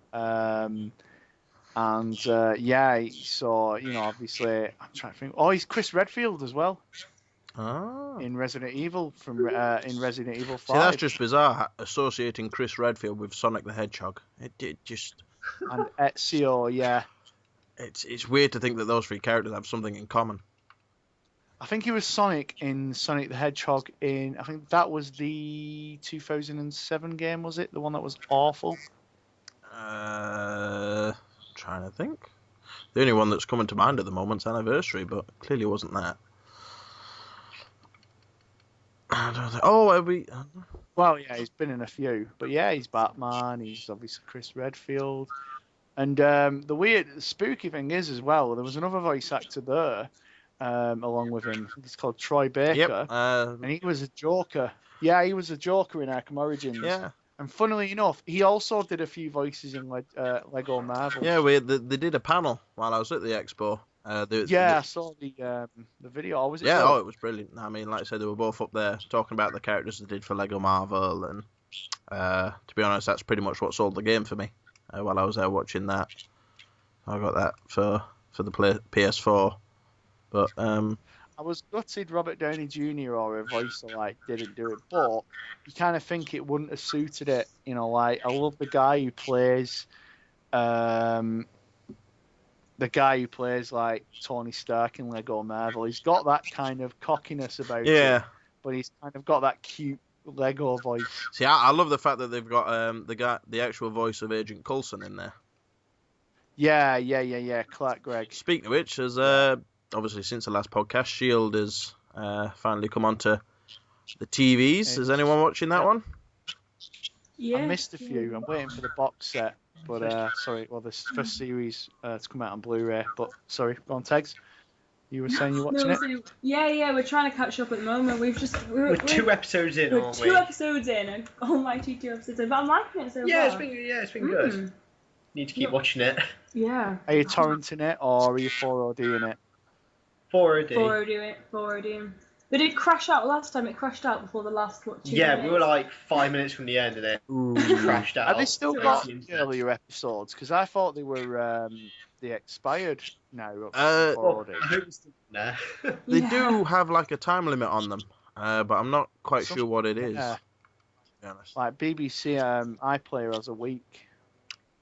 I'm not quite sure how many of the episodes they keep up at once, but I think on 4OD stuff times out, and I mean it's still there, but you just have to have an account to watch it. All right. Yeah, they asked me to set it up a while back, not too long ago. Yeah, but it's quick. You can do that in 5 minutes, literally. It's just a case of just giving them your email address and a password. That's it. That would explain the account. See, that puzzled me why you'd have an account with them. Obviously, I didn't realise that you can actually go back and plus it gives it has favourites and things like that. So if it remembers your search history, you can set favourites. Obviously, if you wanted to watch Agents of S.H.I.E.L.D. or whatever, So yeah, that's why. Like I say, it's only a quick 5-minute job. Being obviously Marvel fans, obviously what's as a series, but I've heard a lot of good things about Agents of S.H.I.E.L.D. I see you both really enjoying it, yeah? Well, I like it. I like to consider it as more of a standalone thing. I don't think it works well with. I don't think it works well within the franchise. I don't know if you've seen much of it at all. But it's I don't think it works well within the franchise. But as a standalone series, I think it's great. Oh, actually wrong. So I'm really enjoying it. I think it runs a risk of becoming a lot like X-Files. How do you mean? Well, it's a lot of this, they get reports of, some supernatural occurrence or something going off, so they all go and investigate and try and figure it out, and there's always an underlying conspiracy or secret going through the arc of the story, and I think if they're not careful, it could turn into what would be considered a cheaper version of X-Files, maybe. No, I do get your point there. Unfortunately. Hopefully it won't. Yeah. I'm glad they don't have cameos from the. Oh, they do. They do though. They do. They do. Is it? Yeah, they've had. I think it was the second episode. Samuel L. Jackson showed up Oh right, oh yeah, I've heard as about him, Nick but I Fury, mean, and- apparently this week, like a couple of weeks ago, they touched upon Thor. Apparently, they mentioned him or yeah, something yeah, to the Dark World. yeah. They kind of covered the aftermath of the second Thor film. And obviously, Yeah. Yeah, but I mean, Nick Fury, that's fair enough because he works with Shield. But I mean, I think if they got like Robert Downey Jr. in, it'd take away from it being a TV show. You'd be like, oh, Robert Downey Jr. has turned up Iron Man's here, you know, and it needs its own identity as being a Shield show, not Agents of Shield featuring the Avengers. see, The Avengers have got their I movies. can see them using Agents of Shield to lead up to the next Avengers movie. Yeah. I mean, you've got Guardians and Captain America next year. But, and then obviously I think Fantastic Four, I don't know if they're going to be part of the Avengers though, because it's a reboot. I don't know. I've never liked the Fantastic Four. The films were alright. Not so much the films themselves as the characters. For some reason, I've never got on with the Fantastic Four characters. They just seemed a bit too Brady Bunch for me. That's kind of like that with Superman and Captain America. They're too nicey. It's like, I prefer my heroes to kind of like Wolverine or Batman or Blade to be a bit darker with demons, not Have a bit of an save edge the to them, sort of thing. Yeah, like Captain America's all happy-go-lucky and he's too bloody nicey and cliched and colourful and it's just like he's you just think I root for the bad guys when Captain America's around. Same with Superman. I've not seen Man of Steel yet, although I've heard kind of mixed things about it. Well, I've never been able to. He's one superhero I've never been able to relate to is Superman. The guy's got no weaknesses and he's just all moral and never breaks his morals and all this nonsense that I just can't relate to him. He's too perfect, I think. Yeah, I mean, the only struggle he has is kryptonite, and that's very, very rare. Yeah, How about you guys? Have you got any favourite superheroes or any kind of superhero movies that stand out for you? The Green Lantern stands out as being horrendous. It was. Sorry. I'm so sorry. The Green Lantern was It awful. was. So Just was. I was so disappointed. It just how quickly it was all over. It was just like and how weak he was. It was just like It was just bad. It was just bad in every way. I don't know what favourite is. I mean, I quite like the X-Men. I didn't think they were bad movies. Yeah, and the Avengers. I quite like the Avengers. I love the as well, Avengers. actually. That was The amazing. Avengers is amazing, because it's like all of them together. Yeah, Exactly. it was so good. I actually And didn't the mind. story was great.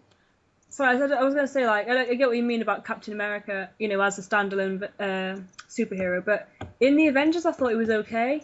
He surprised me on his own because I thought he was Yeah. going to be terrible, and I actually didn't mind him on his own at all. He was a good character, but he's just the whole kind of, he's just really too nice, and whereas even Tony Stark has his demons, like Iron Man 3, he kind of has them flashbacks, things like that, and and he struggled with his alcoholism and things like that. DC just the problem with DC, and obviously Eman's better, but you were saying about Green Lantern. I mean, even Ryan Reynolds didn't like it. And the problem with DC is it seems like they can't do any other films than Superman and Batman. That's it. See, I think the issue with the DC is they always try to go too dark. I think it's, like you were saying, obviously you've got with characters like Captain America and Marvel and stuff, they're all nicey and colourful. DC seemed lately tried to be going the other way, where they're just trying to make everyone as dark as possible. And Well, yeah, I mean, that kind of works, though, because Superman's been done like, you had like Superman Returns, and Brandon Routh, a decent actor. He was hilarious in Zack and Miri Make a Porno, but obviously he was just doing a Christopher Reeve impression in Superman Returns. It's like, well, we've had 4 films with Christopher Reeve. We don't need another one. And Christopher Nolan's versions of Batman were fantastic. I thought they had to be dark. You Yeah. know, Tim Burton's done the gothic, Joel Schumacher's done the comic style. You know, Christopher Nolan's done a realistic, gritty look to it. And like you look at the Joker. I mean, my favourite Jokers are obviously Jack Nicholson and Mark Hamill's. But you know, obviously the version of Heath Ledger's Joker was fantastic in The Dark Knight because he was psychopathic. He wasn't the clown prince, and I think they work. I get what you mean about him being dark. Yeah, I'll say, I mean, Man of Steel. I say, don't get me wrong. That Man of Steel's supposed to be dark. Sorry, go on. Don't get me wrong. I Sorry. think the Christopher Nolan films are brilliant films. It just, I get the feeling that, I mean, end of the day, the comic book characters, there needs to be some kind of cheesy humor in there, no matter how dark you go. And I think Warner Brothers just seem to be concentrating on trying to get them as dark as possible. And I can see why they're doing that and trying to make it more serious, but I do think that you need to have that bit of tongue-in-cheek in there every now and then, just to break things up. Nod, yeah. You know, like, kind of Marvel agree to that. The thing is, I mean, they're talking about doing this Justice League movie. No, don't. It wouldn't work. Wonder Woman's a pair. Like Superman versus Batman. You know, I'm going to give it a chance, but it's not. It's just not going to be a great idea. It just seems like they've thrown them together. Batman's going to get his ass handed to him because he's against an invincible alien, basically. Like he said, you know, Superman can't be stopped. But yeah, like this Justice League movie would not work because they haven't built it up at all. Whereas the Avengers, they build it up in each film, and they have like the after credits thing, and you know, because you should never leave the cinema during the credits at a Marvel No, I movie. was kicking my son at 4-2 because I saw the first after credits clip and figured that was it.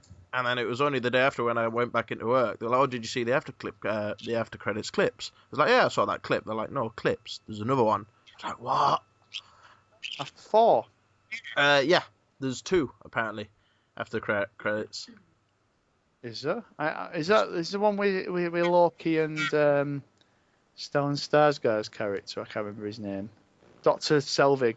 I don't know. I saw the first one, which was where I don't know if the spoilers out there. If Teg and Alex haven't seen this, you might want to cover your ears. Where the collector shows up, That's it. and then there's one after, which I didn't see. There's like 2 during the Avengers, aren't there, as well? Yeah. I saw the ones in the Avengers, which is quite cool. Yeah, there's one during and after. But sweet. So if it's not expired, Agents of Shield, going back to that, I'll give it a chance. I really want the Avengers movie out now. The second one. It's like I just want 2015 to be up. What do you guys think to the Marvel Netflix series that are coming out? I've not got Netflix, so I can't watch it. Oh, I've heard about it. It sounds like definitely trying to expand upon it, but I don't know if it'll be any good. I think it's what was it? They're doing a series on Daredevil, the Black Panther, and I believe Elektra as well. I'm not sure. Well, there was Arrow, weren't there, as well? But that wasn't. That was Netflix. That's got his Green Arrow's got his own. Yeah. show. I get the feeling that's going to be like a run up to the Justice League and all that, isn't it? But they haven't built it up. Digitalising comic books. Pardon? It feels like they're just digitalising comic books now. Yeah. Do you know what I mean? It's sad because comic books are going out of fashion and everything. Just putting everything on the internet, and this will be all their chapters, and then they'll be like, I can just foresee like internet only comic book characters. You know what I mean? One's made just for Netflix. It's like, oh. Yeah. I mean, I think as long as we've still got people like Stan Lee around, I think we'll still get the good old hand-drawn physical comic books. But yeah, I can see. Oh yeah. Well, he's created Chakra, hasn't he? An Indian superhero. Has he? I haven't. Yeah, he's pretty recently. Stan Lee's created one. Yeah, he's for India. I haven't heard that about that. I have to go look into that one. Yeah, I mean, I was thinking that the other day. I was playing Lego Marvel. It was like it'd be a sad day when Stan Lee dies. Yeah, he's such a character. Yeah, I love him in the Lego games when you have to rescue Yeah, him, that's brilliant.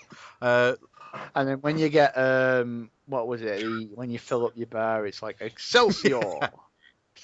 It's I forgot what it is. when I was at London Comic Con, obviously, like we said, they had the Lego Marvel panel there, and they were talking about how Stan Lee's a playable character. Obviously, once you've rescued him and stuff, you get him as a playable character, and they've got him doing the voice, obviously during the game.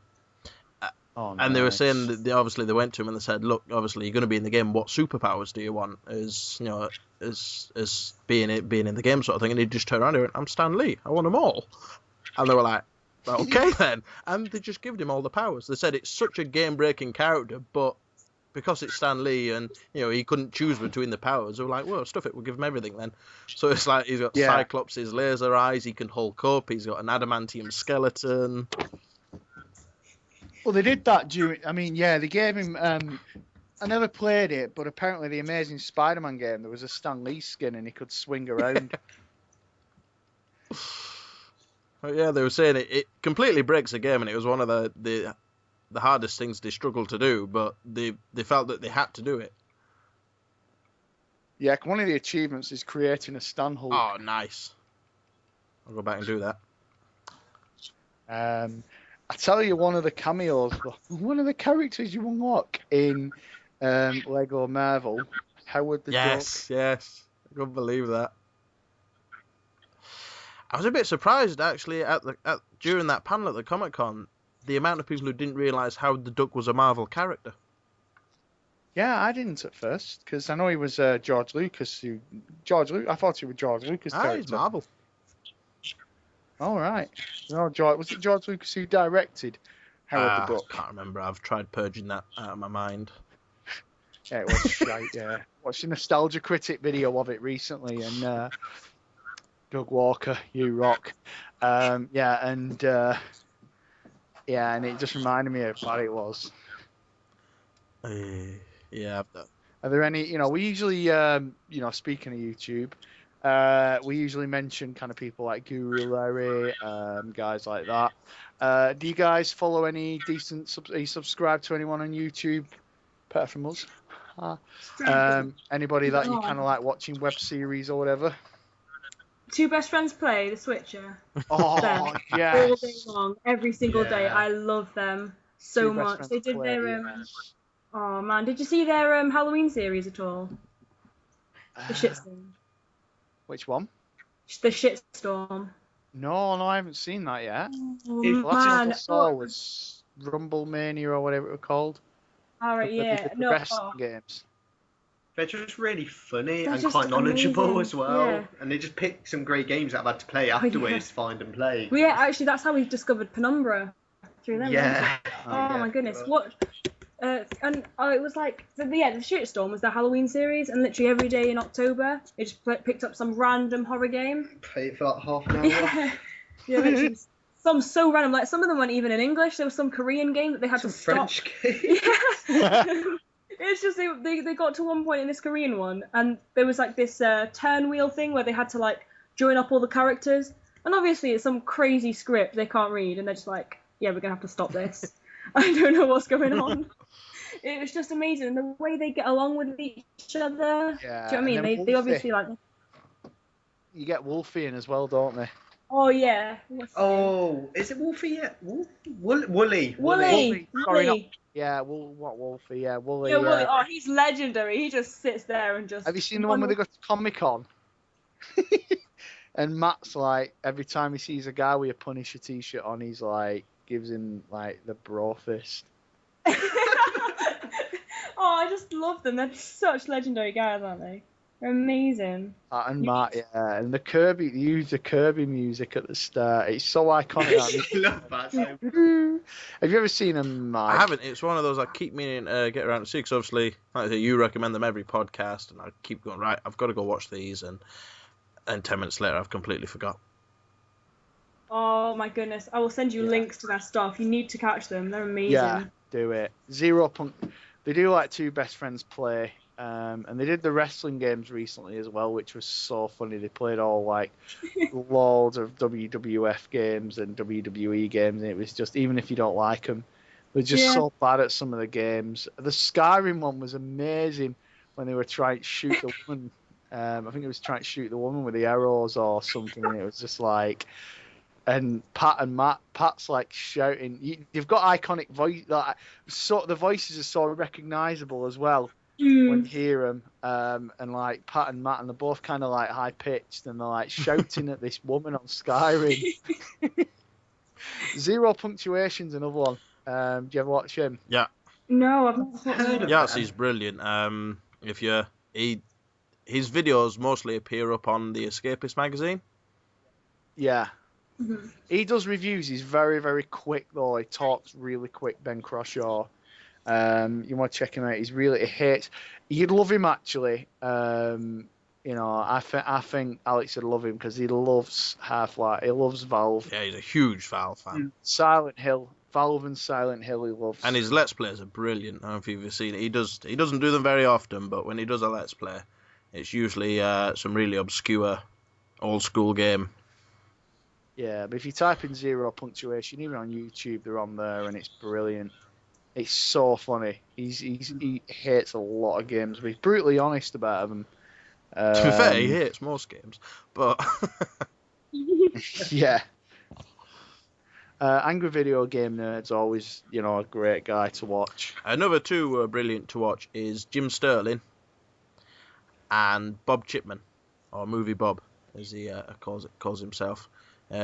Oh, He does some great movie reviews and video game reviews and stuff like that. Really well thought out, really well planned stuff. Comes up with some brilliant points about things. Mm-hmm. So yeah, zero punctuation, Movie Bob, Angry Video Game Nerd. There we go. We've just given you 5 more reasons not to come and visit our site. But yeah, you've got, we'll do you a deal. Yeah, if you watch, you watch whatever. We'll watch Movie Bob if you watch Two Best Friends Play. Deal. Done and done. Or you might recognise this. This is Smooth McGroove, and he does like a cappella versions of game music. He's so good. What's the video look?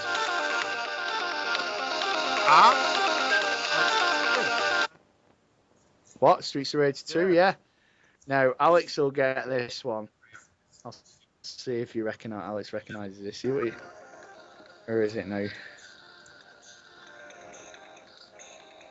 So let me find it. God, this podcast has gone on a while, actually. Yeah, we're hitting the 2-hour mark. Wow, it's over 2 hours. Almost 3 now. Please. Yeah, nearly 3. Yeah, this is instantly recognisable. Once it loads. It's when you get talking, though, you kind of...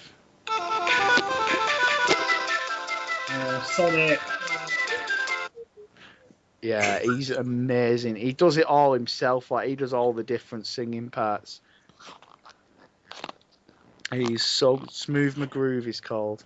Oh, yes! I know, yeah, when he's just like...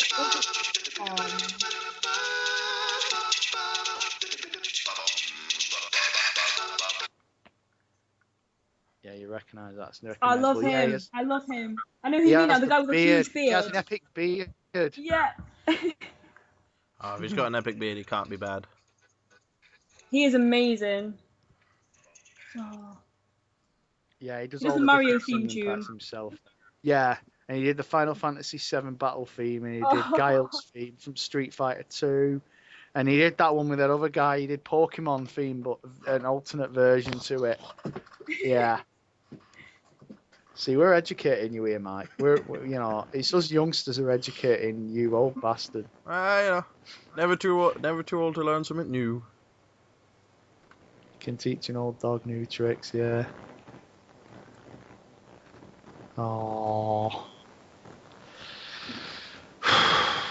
Liam's been added to the conversation. He was added ages ago, but he He's can't been get linking in. around for like the past 2 hours. His voice chat's not working for some reason.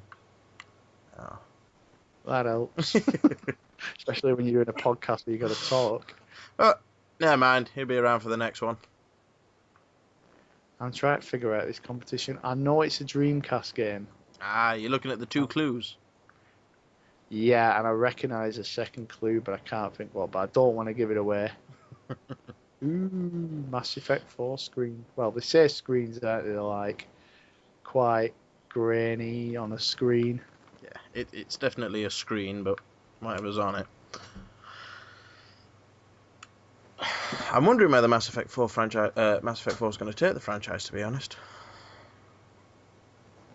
Whether it's going to where it's going to take the franchise. To be honest, space. well, other than space.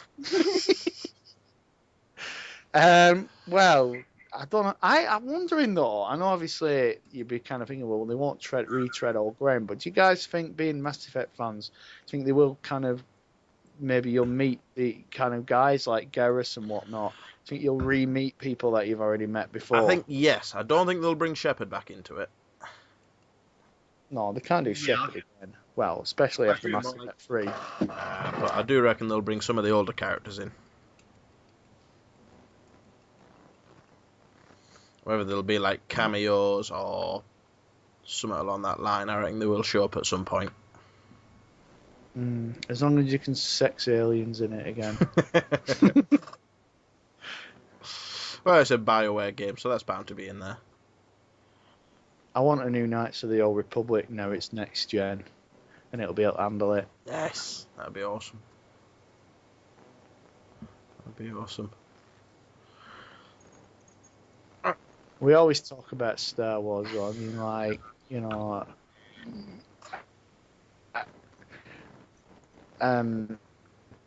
you and Alex Star Wars fans, or? I'm a massive Star Wars fan, and I'm particularly looking forward to New Battlefront. Ooh, yes. Yes. Yeah. That would be good. Oh, I'm gonna have to send you all this link now. This is really bad. I'm just looking at this news story. Teenager paid £450 for Xbox One. Oh, Yeah. the picture Got of an sent Xbox. photo. Of what?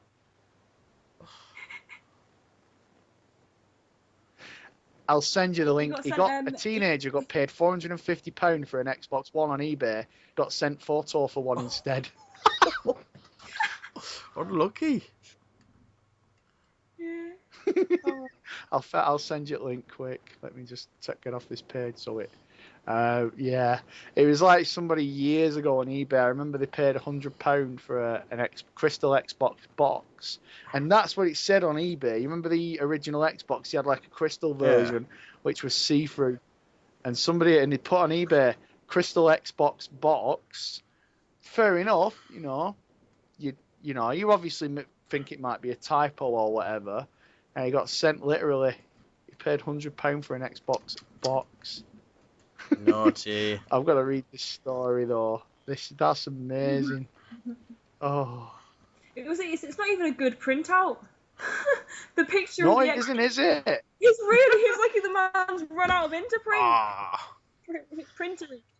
So not only does he get ripped off by not getting an Xbox, he doesn't even get a decent picture of one. I'll show you. I've sent you the link now, Mike. Have a quick look at the picture while you.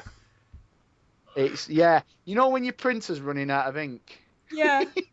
It's like that, innit? It's Someone was saying the seller got paid £450. He could at least put a new ink cartridge in his printer. You'd hope so. especially for newspaper, yeah. Probably wrote on the back, "Thanks for the purchase" or something as well. Like, oh my god, he's just rubbing it in. Did he? I've not read the full story yet, really. Yeah, on the back of it, it was just like, "Thank you for your purchase" or something like that. It's brilliant. Oh, thank you for your purchase, on the back of. Yeah. Oh, what a bastard! Have you read it? I'm Mike? looking at it now. Yeah. He's a Nottingham Forest fan as well, which probably he deserves. I'd be spitting feathers. God. I'm thinking we should wrap it up on that cheerful note. Yeah. You know the picture? Yeah. Yeah, I'm at it. Can he skin it? He probably wants to skin himself. His dad's probably skinned him alive, yeah. Last question on the podcast there. Can he skin it? Yeah. Instead of can you kick it? Yes, we can. It's can we skin it?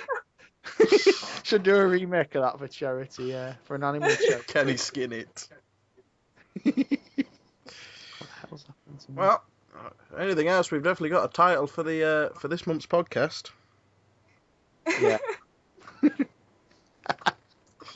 That's definitely It gonna is. be it, yeah. Next gen and skinning animals. What a The, cra- unlikely combination. the Crazy Horse cast for December 2013. Can you skin it? Christmas, yeah, as well. You're gonna feel that festive. Well, that's it. I think we'll wrap it up here, and I'll hand it over to Marty for the parting words. Well, remember, Merry Christmas, everyone. I hope you all get what you want. A photo on eBay. Don't go skinning animals because it's not festive. Well, you can skin a turkey. That's okay. But on a serious note, yep. Merry Christmas, everyone. I hope you all have a great Christmas. Hope you all get what you want. Have a great gaming Christmas. Be safe. Don't drink too much. And I'll hand it over to Mike and Tegman and Alex to say their goodbyes as well. All right, well, that'll be goodbye for me. I want to thank you all for watching, listening, and if you've got to the end, congratulations, you've got an achievement. And we will try and get a more regular podcast. I know I keep saying this every month. I promise it will happen. There won't be a 2-month gap next time round. And that's a Merry Christmas from me, and goodbye. Merry Christmas, guys. Have a good one. If you have got next gen, I hope you're enjoying it. See you next time. Merry Christmas and goodbye. All right, cheers, everyone. And we'll no doubt see you in the Crazy Horse. Cheers for listening. And we'll no doubt see you in the Crazy Horse clan on GTA 5. Cheers Bye again. now. Take care. See ya. Bye. Bye.